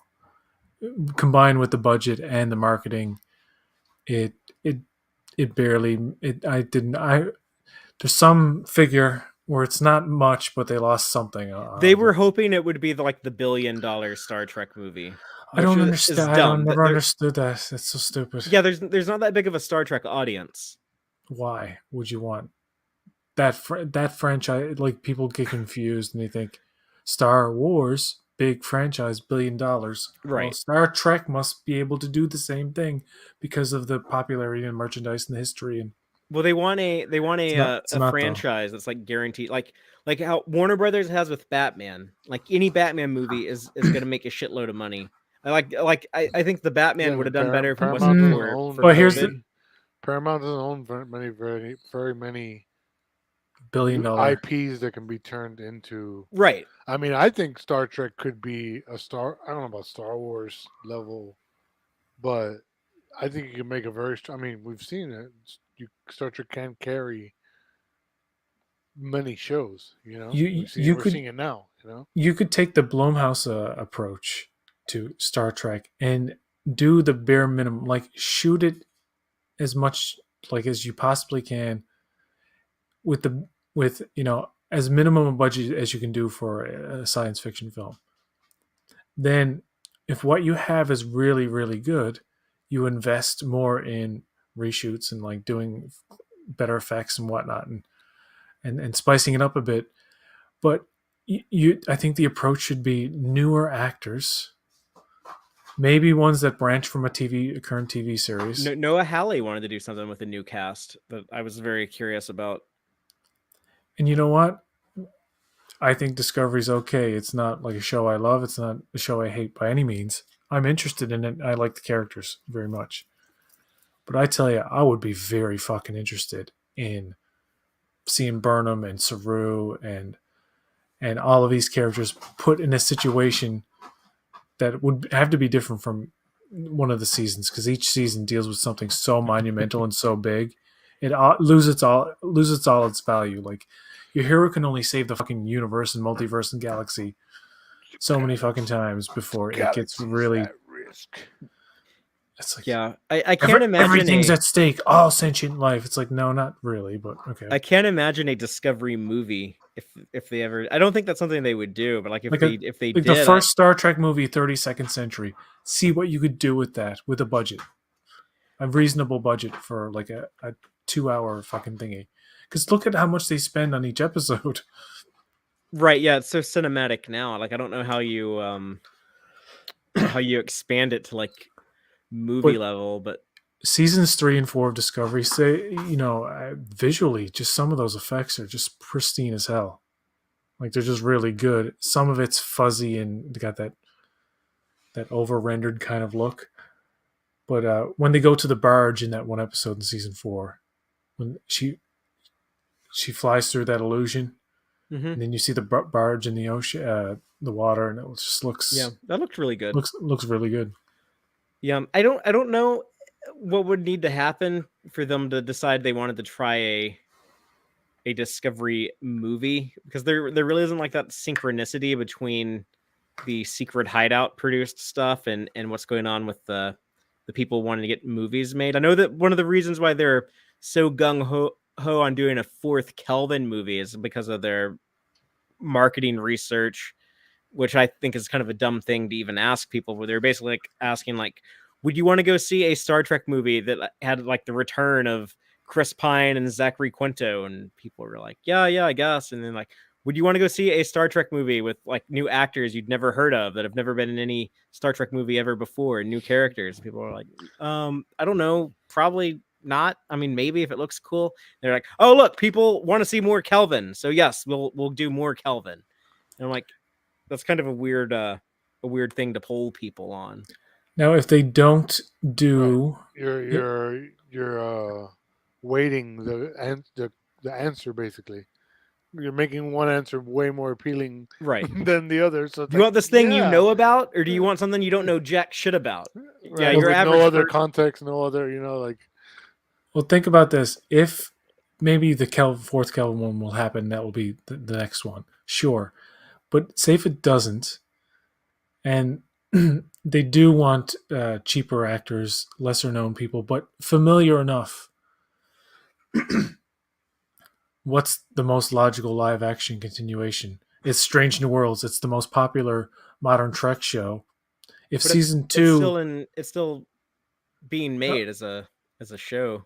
no, I'm You saying do like the X-Files thing, I guess. Do like a movie between seasons. I'm talking about like maybe after the second or third season, do something like that. Yes, I'm not talking about like just start now and that'll be the replacement for the third season. Or you could put a delay on the third season to make a movie. There's nothing wrong with that. It's funny how they made the Bob's Burgers movie. And you'd think, okay, they made this while they're producing the show, so it was like an extra workload, much like the Simpsons movie. Mm. But that was made really fast in a year, and that's why the animation is fucking all over the place. It looks sometimes it looks okay, and sometimes it looks horrendous.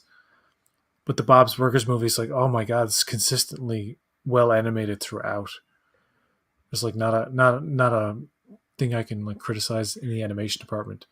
It's better than the show. It's smoother and bouncier and stuff than the show. Yeah, it does look. I don't watch the show, but from what I have seen, yeah, the movie looks way better as far as animation goes.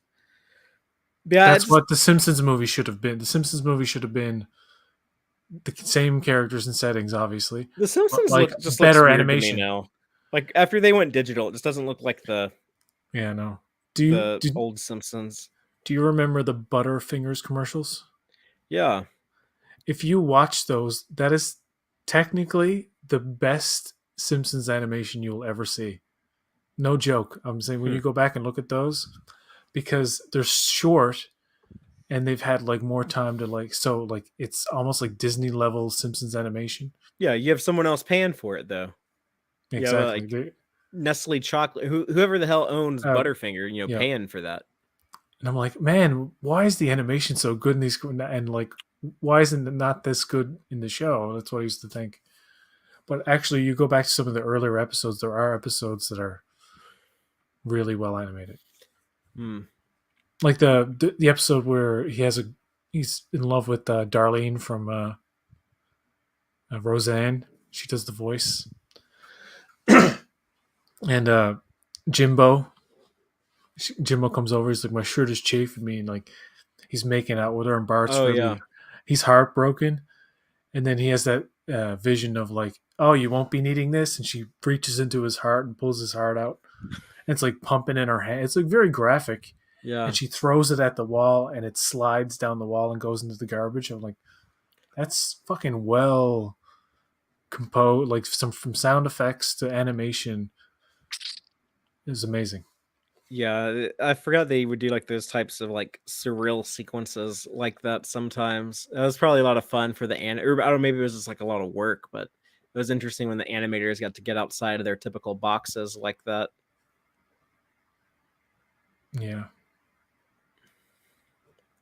But speaking of animation, speaking of Star Trek movies, only time I've really heard Alex Kurtzman kind of talk seriously about being involved in new Star Trek movies is that he said that the people at Paramount are like really impressed with Star Trek Prodigy, and because that Spider-Man cartoon Into the Spider-Verse made so much fucking, well, it didn't make like a shitload of money, did it? But it got like a lot of prestige and stuff. I think the sequel is probably going to be tracking really well to do a lot of money because of all the good word of mouth for the first one. But yeah, so Paramount wants to do something like that with Star Trek, with something more aimed at like a all ages type audience with Star Trek Prodigy. Yeah, you could. You could. And you have the Could do that. Nickelodeon dude is in charge of the movies now. Well, Nickelodeon is known for like doing the movie versions of their TV shows, and Right. like the Rugrats and the Hey Arnold Yeah. and all this stuff. The guy who's CEO of Nickelodeon when they were doing all that shit, he runs Paramount Pictures now too. Paramount Pictures. I'm And I gonna be guess- I'm gonna be in the pitches. And I Hey, guess like Toots, I'm gonna put you they in the made so much pictures. money off of Top Gun, this new Top Gun. It's kind of like refueled the Paramount war chest. So I hear they use real jets. yeah, they might get like a little bit more ambitious with some big budget movies coming up. So that kind of does help the odds of getting a Star Trek movie in production pretty soon. Feed the beast. Yeah. I don't know, man. There's so much of it on TV. It's like an oversaturation. Yeah, I don't need I would enjoy covering a movie. You know, like I started Text Trek right after Beyond hit theaters. So I never really got the chance to cover the development of a movie, you know, when it goes into production, doing like reactions to the trailers and stuff like that, doing like a discussion, you know, when we come out of the theater, kind of like our first general reaction. There's a lot of fun stuff that would go into that. I would enjoy it, but there's so much fucking TV shit for me to, you know, focus on. I don't need it right now. And it's funny to think that it was around the time Beyond premiered that we started hearing about this new Star Trek show. Mm-hmm. We didn't really know anything about it, and now it's 5 years later, and Yeah, so it's like for me, it's okay. It's okay. they announced it early November. It's not what I thought it would 2015. be. Yeah, it's a little more bubblegum and pop. You know, pop. What's the word? Popcorn. It's trying to be the popular kid in high school and failing a bit, because while it is appealing to like a broader audience in a sense, it's losing that niche appeal where I like it a little monotonous. I like it a little. I don't need it, the flashiness and the camera movements and just the busy nature of like the production. It's what the critics would say about movies back in the day, like Batman and Robin. It's overproduced. It's like there's just too much. Like just keep the fucking camera still. You don't have to spin around people when they're having a normal conversation. The only show that, it makes no sense. the only show that did that was Discovery, and they toned it way down. They listened to people like me. Not me, but I'm sure other people were like, fucking calm down. Or maybe they just looked at it themselves and said, oh wait, this is kind of hard to watch. I didn't realize. Yeah, or some new producer came in and said, "Hey guys, can we Can you fuck off? pull it back a little bit on the?" But the thing with that is these elaborate camera shots take up so much more time to set up, for one thing, and the takes are more complicated because anyway, there's all kinds of technical shit. But sometimes a director just wants to come in and say, like this, like keep it simple. Just keep it simple. Jonathan Frakes kind of does that.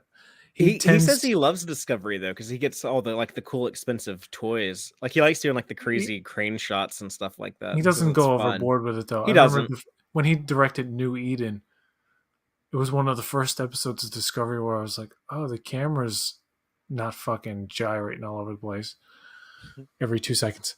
But I mean, he's not directed amazing episodes of that. He's directed some shitty fucking ones. Well, TV Ones that I don't directors, like. I won't say each side, but whatever. TV directors don't have as much influence as they Yeah, do in they have to play movies. ball. Yeah, it's more you just shoot the script as it's given to you, and I would almost want I mean, I know they might learn from Terry Metalis if season 3 of Picard is good, that we need a singular vision. Maybe not Michael Chabon, who has like his own weird kind of vision that kind of works for some people, but with the whole building on the Romulan mythology, which none of it was interesting at all. Like, what was that stupid line? It's like, you I call it love the destiny. Romulan mythology. You call it stuff. destiny. We call it the news. I'm like, what are they talking? What is going on? What is happening? Like Romulan tarot cards now. I'm like, it's just fucking so weird. It's all over the place, and it's like this Soji. Like, why is she, and when was she built? And like, She better be. what's the whole thing with her and Bruce Maddox? And you don't get any of the answers, and you gotta assume so fucking much. If It's she's so not frustrating. somebody's daughter, questioning what she is in season 3, I'm not gonna watch it. It's She's just not in Star season Trek. 3 from what they've said. No, there will be another character. No, even if it's just an after credit scene where it's just her like, "Papa, who am I?" Issa Briones is not in season 3, according to her. Yeah, it's strange. Yeah, but we all know she's a filthy liar. I'm kidding. I'm kidding. That was a joke, everyone. I mean, maybe she seemed kind of upset by that fact. Honestly, She's a liar. You filthy. No, she. I hope she gets work. I mean, it's like they didn't know what to do with her as an actress. Like, what? Okay, we want her here. Let's just do what we did in season 1, but like Back to the Future style. It's like that. It's like Akiva Goldsman watched Back to the Future trilogy before he started thinking stuff up for this season. Well, because Terry Metalis is the Back to the Future fan, so I think a lot of that stuff was his influence set up in the beginning of the season. Gotta go back in time. And if Terry Metalis has the sense that you can use the same mechanics in those movies, and it's a comedy. It's not like a straight comedy, but it's not meant to be taken seriously. They they follow both rules. They follow linear time travel and then like alternate timelines in the same universe. So it's bullshit anyway. We gotta get the Enterprise up to warp 88. Yeah. But the stuff where you have the same actors play relatives of themselves years ago, and it's like, you can do it once or twice, but when you do it with so many different characters, like I can't take any of this seriously. It didn't bother me with Soong or with no, well, soon is a given because it's a part of the franchise now, right? Or even with like the Soji Issa Briones stuff, like that didn't bother me because like she's like an artificial being, and so that makes sense. But the one that did seem too weird to me was Talon and Laris both being played by Orla Brady. I was like, really? Like that's like the Romulan. I kept thinking like there's gonna be a better explanation than that. And then I thought he was gonna go Back to the Future, and at some point Laris would be like, "Oh, did you remember me from the past, me darling?" She will be in season 3, but I had by a the different way. accent back then. I thought she was just gonna be the Watcher. Like she's the Watcher who watches Picard's, right? So she's watching Picard. She's like, I developed an Irish accent during she's literally time. the same person, the same Talon. But the accent change would be explained by just time going by and her living in a different place, type of thing. You know what I mean? I don't know where I'm from anymore. I lived in Ireland, in Scotland. I don't know what my accent is. Terry Metalis talked a little bit about her though in that interview with Trek. I'm sorry if I offended any Irish or Scottish people, but hey, we're all white, so fuck you. He said that she will be in season 3, and he said originally the plan in season 2 was that she was going to be from that alternate timeline they go to in the second episode, and I guess like she just like would have like gone on an adventure with them, but they had to change that for some reason. I Oh, think I he said remember that was actually like a AG. corporate decision that came from like the higher ups. For some reason, they didn't like that, but he didn't remember why. In Dublin's fair city, where the girls are so pretty, I first set my eyes on sweet Molly Malone. All right, enough making fun of the Irish. They're short and angry enough as it is. I can say that because I'm white. Okay? And if you say so, I'm not gonna co-sign any statements made on this subject. White on white discrimination is A-OK in everybody's book. I'm Let's just get that straight. Cuban-American. It's been out there. I don't know what that makes me anymore. I love the phenomenon of Karens. I fucking think that's fascinating. How we've somehow become, as a society, become like, it's almost like, remember World Star years ago where like a fight would break out and somebody would be like, putting this World on Star. World Star or something. Now it's like, oh, white ladies freaking out in a fucking store over some bullshit.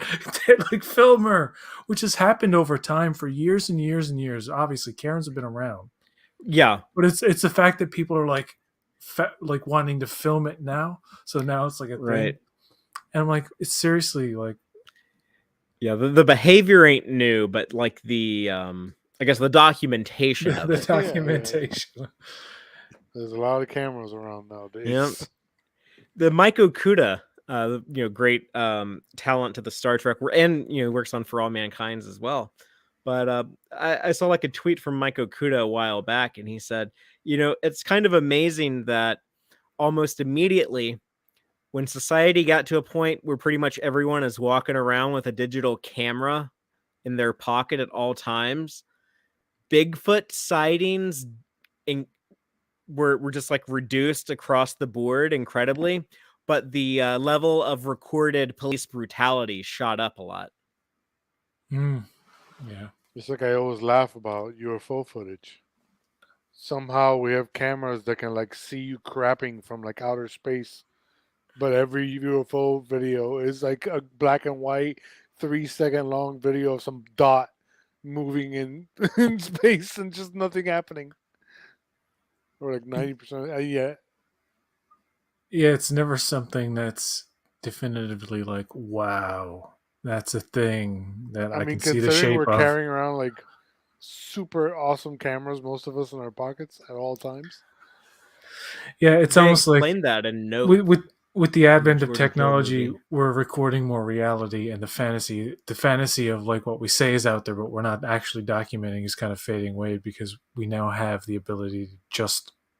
Right. I swear to God, years ago, this group of people that I never knew, they were friends of friends, and we were walking along like some fucking ocean area or whatever, like looking in the ocean, and they were talking about like UFOs and stuff. And this woman started going in this very elaborate story about they saw and blah blah blah, blah, blah. And this this wasn't. They had cameras on phones, but they weren't like great cameras. But I asked her, I was like, "Do anybody have their phones?"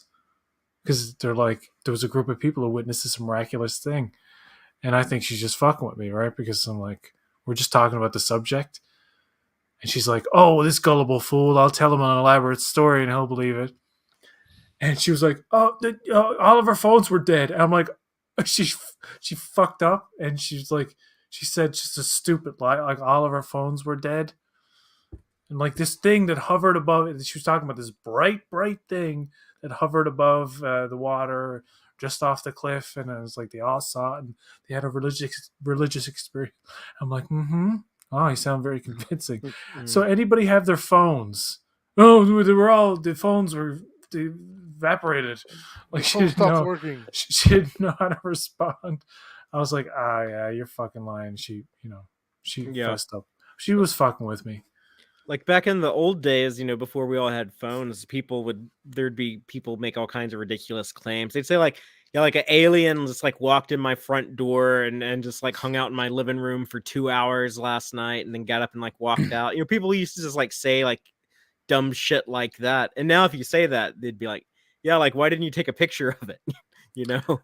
There was a I was at a friend's house, and in their kitchen they had a light that would just kind of go off and on real quick. It was like clearly a wire issue or something, or not a connection issue of some sort.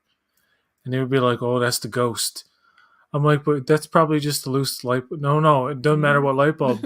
You screwed it in. It doesn't matter. New light bulb. It'll flicker and turn on and off. Like that's a Yeah, 'cause ghost. it probably needs to be rewired, right? I'm Like, like, no, yeah, you no, probably your house is probably gonna burn down. Check the wiring.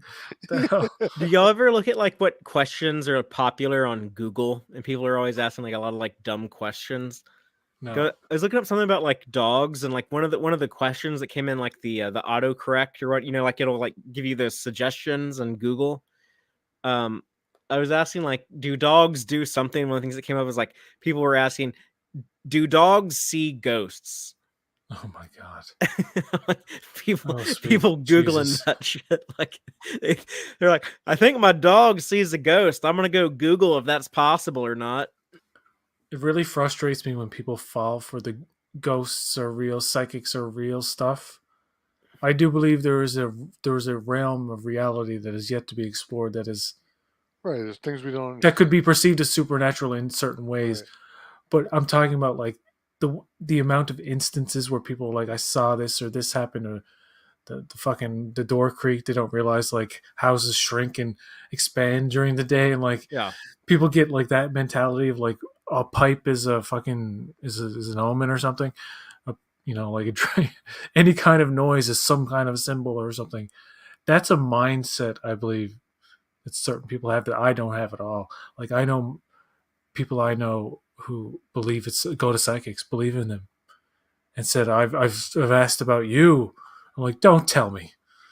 Yeah. Like, I don't Don't know. even fuck, because you. So what happens is you give them a certain amount of information, and with the Right. digital age, they can look you to fuck up, especially if you're big on you don't have a protected social media or whatever. Like there's all kinds of ways you can Well, prep yeah. Not even that. Them train themselves to like speak in certain ways that are so kind of suggestive broad and almost. vague that anyone can basically agree with what they're saying. And Like, what oh, do you happened? have a? Is there somebody in your family with hair? And you're like, yeah. Like, Well, of Yeah. course there is. Cold you're reading. I think that's called yeah, cold that's reading. that's for Cool, yeah, yeah, like right, you like your dead relatives or something. But like the scam artists who do that, it's like leading questions or like, right, do you have a so? Oh, maybe I'm thinking something else. And what happens is the person is going to the psychic for a reason. They want to know something. So what usually ends up happening is that they involuntarily volunteer certain information that they can coax out of them, and by the end they're like for example, you can you can go to anybody and say, "Oh, that relationship you were in, that last relationship, if you get back into that relationship, that's going to be bad." Well, that's just common sense. If you had a relationship that fucking ended, then getting back into it is probably the last thing you ever want to do. So, like, these are obvious things. So, to the person who's like gullible, like they're like, "Oh, that makes a lot of sense. yeah, You must bro. know And the light something." bulb goes Yeah, off. my ex, blah blah blah, and then they say a few things about somebody, and then is he dead, and blah blah blah, and there you go. And then sometimes they'll say you'll have this many kids, and it's like Yeah. what? It's like uh, one guy my mother went to see. I went to see him because I was calling him out. I'm like, Mom, he tells everybody that they're going to go to Nova Scotia. We live in Newfoundland, and he's telling everybody the same line about Nova Scotia. It's just an act. It's just like it's a lazy act. It really is. So he told my mother the same thing, and I said, I want to see this guy. His name was Muggeridge. I don't give a fuck. Uh, just like a local guy that everybody was like, oh, he's the real deal. He knows stuff. I'm like, okay. He told me straight up, he goes, you are the hardest person to read. He had tarot cards and all the stuff. He told me I was going to have 2 kids and said the same thing about the related. Said I was going to go to Nova Scotia. And I was like, I was waiting for that one. And just like regular, fairly common sense stuff about like, if you do bad things will happen. Basically, that was the gist of it. And he told me, and he's like, "You are very hard to read." I have that effect on people. Like I was just explaining it away, but I wasn't giving him anything. And I told him, I said, he's fucking telling me shit. What do you mean? I said, because I didn't I didn't tell him anything. He's a psychic claiming to know, like, things in your mind or in your life that no one could possibly fucking know. And I was like, But did you go to Nova Scotia? no, nobody he told went to Nova Scotia. It's like, fuck, people buy this shit. And fucking Long Island Medium, don't get me started. How does she know that? I have relatives who watch it, like my aunt's house. How does she know that? Oh, that's amazing. That's amazing. I'm like, oh, it's a scam. No, ghosts are real. Ghosts are real. I'm like, no, they're not. Think about it. Like, I like the George Carlin approach. You think when you fucking die, all you want to do is go around and look at your fucking living relatives? Yeah, like living. Like, there had to be some pretty interesting people. You Yeah. had to You're be fucking Robin inside Williams. Like you're inside a TV show and you can't like interact with any of it or anything. Oh, God, Yeah, no, that's so weird. absurd. A lot of people believe that, but yeah, I don't. I think that's But you too need bizarre. Oh, Ruben left us. He vanished. He's a ghost. But yeah, I don't think like my granddad or like my mom are just like sitting in heaven like watching me when I'm like scrubbing my ass in the shower. Like you'd think they'd have better shit to do, you know? I think his name is Neil Brennan. He wrote for Chappelle's Show. Mm-hmm. He was an atheist who did ayahuasca and like did these like scary trips or whatever. But he said he realized something, that there is something. There's some kind of structure and creator of sorts. There's another force beyond our understanding that is responsible for us existing. It's like some people describe the ayahuasca trip as like some kind of profound understanding of, okay, like he described as, yeah, all the religions in the world, they kind of are on to something, but it's like there is some kind of unifying kind of like God presence of some sort that human mind is not designed to understand, and that the only way you possibly could is if you were fucking tripping balls somehow on this ayahuasca thing that celebrities are fucking really into now. I don't understand it. Yeah, it's a big talk in the NFL right now because Aaron Rodgers is one of the best quarterbacks in the NFL.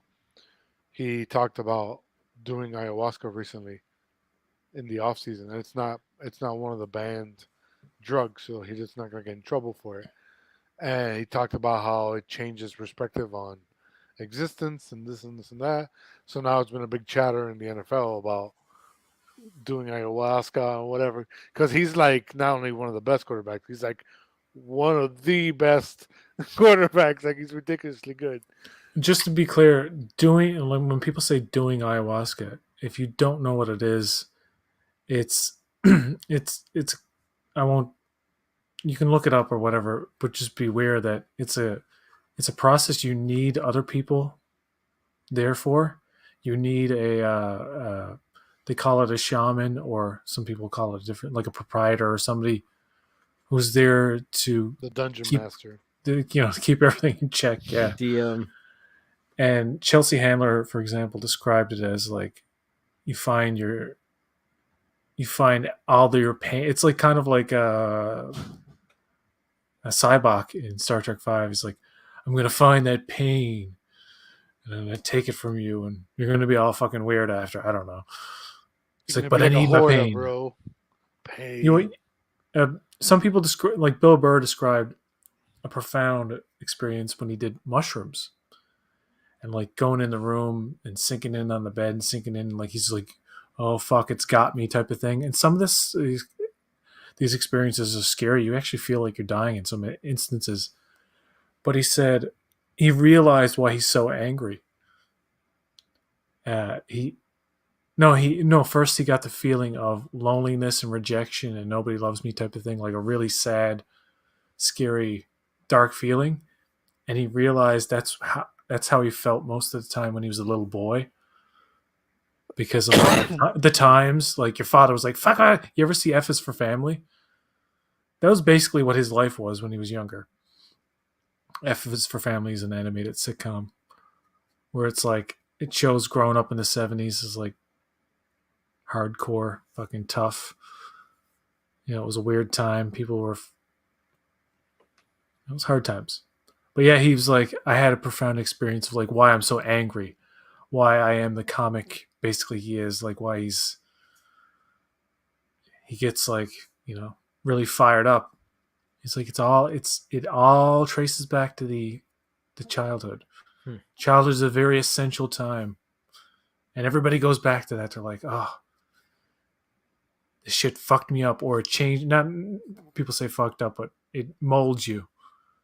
Like traumatic or wonderful experiences, all in the same. It molds you into whoever the fuck you become. And that's all where all your hangups come from. When you're like, I'm angry about a thing and I have no idea why, just go back as far as you possibly can. You'll find it somewhere. Basically, is what I get from people. I don't have those tripped out experiences. I don't. I've never done any hallucinogenics. I don't know if I would. I don't know what my reaction would be, if it would be like positive or negative, if I would like freak out or what. I would never recommend shroom. I've done shrooms and I've done a lot of them sometimes. And Jesus Christ, man, sometimes it's like it's got a hold of you. And it's like, oh no, this is too much. This is not good. I don't understand people who take like ecstasy and pills and shit. What is that? Don't show drugs on camera. Oh, it's What? legal? No, this is for cooking, bro. Oh, it's just cooking mushrooms. Okay. Yeah, he's gonna like put those in his salad. My salad. But as far as I understand the stages of like how fucked up you can get, weed, yes, you can get pretty high, sure. Shrooms, you can get really fucked up. Then you get into I won't even talk about the ones from Scarface, the drugs from Scarface, but let's just go straight to ayahuasca then. That's the one where you have an experience where you're either terrified, crying. It's not a sit back and relax, you're going to be okay kind of thing. It's going to be like you're going to have an experience of some sort. You're going to be forced to face some part of yourself that you don't want to, that you've probably... The darker side. It's like if Picard took ayahuasca in Next Generation, he'd be like, oh, my mother. Okay, yeah. I don't know how he forgot that. I don't understand that season at all, man. And like I said, Terry Metalis didn't even know what the hell was going to happen with that. He wouldn't have approved of that like dour and depressing a conclusion. I don't want to get into Picard again, sorry. I'm getting tired. I'm going to go sleep. I've taken too many shrooms. Don't do drugs, kids. Nobody do drugs. Frank Herbert did shrooms, and then he wrote the best-selling science fiction novel series ever, Dune. So what Father is saying is do drugs. Never heard of it. I had a shroom chocolate bar and watched that movie. How was that? Intense. Pretty good. Intense. I gotta tell you, there's a scene in the tent with his mother. Oh, when he's freaking out? When he's freaking out and the camera's like really fucking close to his face and you can see like the beads of sweat coming off his nose. Yeah. That freaked me out. I was like, oh, the camera's too close to him. Like, back up. It's too claustrophobic. That's one of my favorite moments in that entire movie. It's a good moment. To me, that is Paul from the book. Like when he's freaking out like that. Timothée Chalamet. They're filming the second one now. Yep, they sure are. They have Black Widow's sister playing the Princess Erlon, and Christopher Walken's the Emperor. You know what people said? They should have did it back to back. It might work out better this way because they've had the time now. Yeah, to they didn't have the option to do it back. Like Warner Brothers, were like, no, like you have to prove you can make one movie, and then we'll green light the second one. Yeah, and if they did have the option, I don't think it would have been as meticulous a process as what they're doing now. They have more time to think about it and more time for like Christopher Walken. Never expected him to be in it, but I'm very curious to see that. I think that's going to be interesting casting. But yeah, like I guess slight spoilers, but there's a 3-year gap that takes place about 2/3 into the book. There's like a 3-year time jump.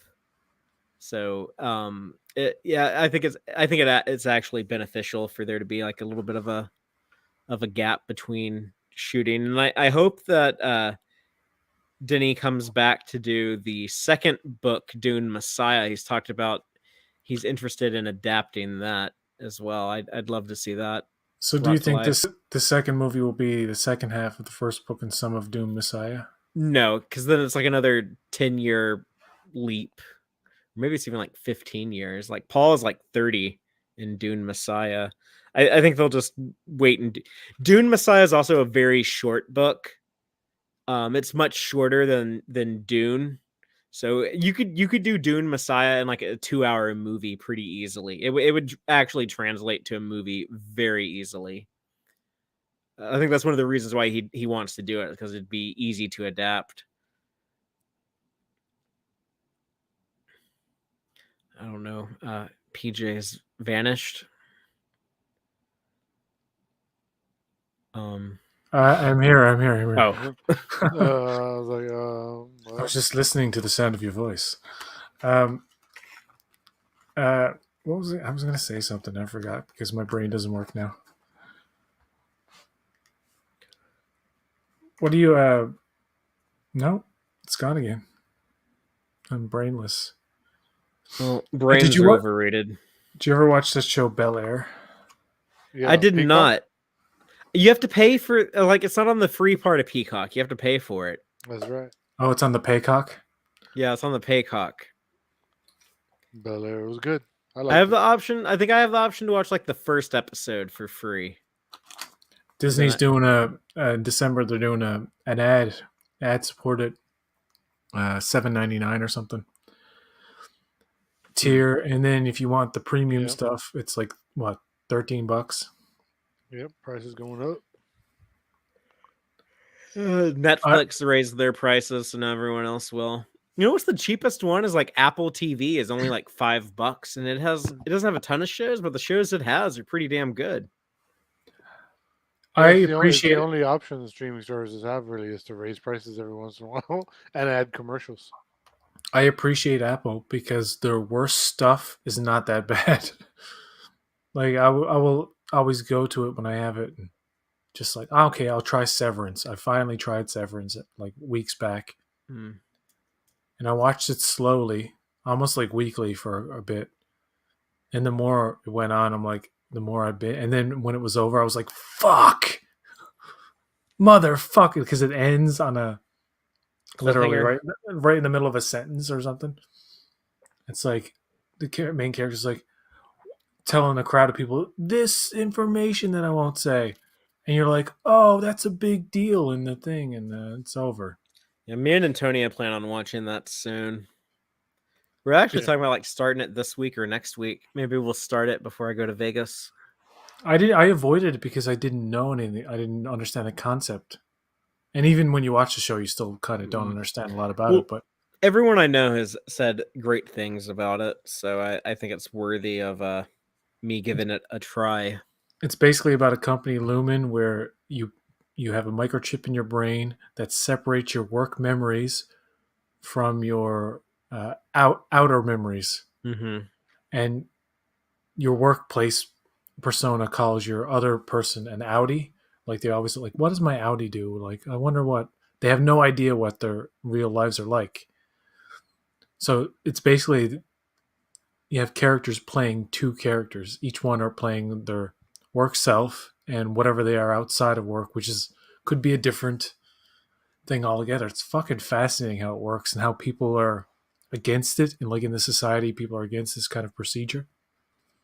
And like, what are the reasons behind it? And like, what are they doing? It's all very nefarious, and you don't get all the answers. That's what's good about it. It's like when the first season is done, you're like, I want to know more about this world.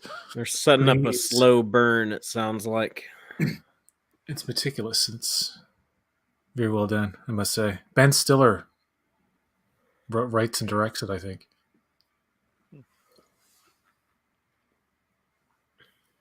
Yes, indeed. Indeed, we're just winding down.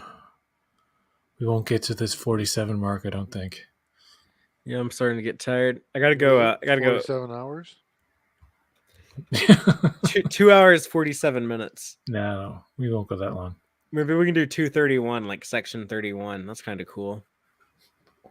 Not really. What about 231:47? No, that's too precise. You can never end exactly on the time you want. Just click end on 231:44. Oh, I ended it. It's over. No. Oh, I was trying to cut you off mid sentence. No. We're gonna say goodnight, folks. good night, folks. All right. See you later. Bye.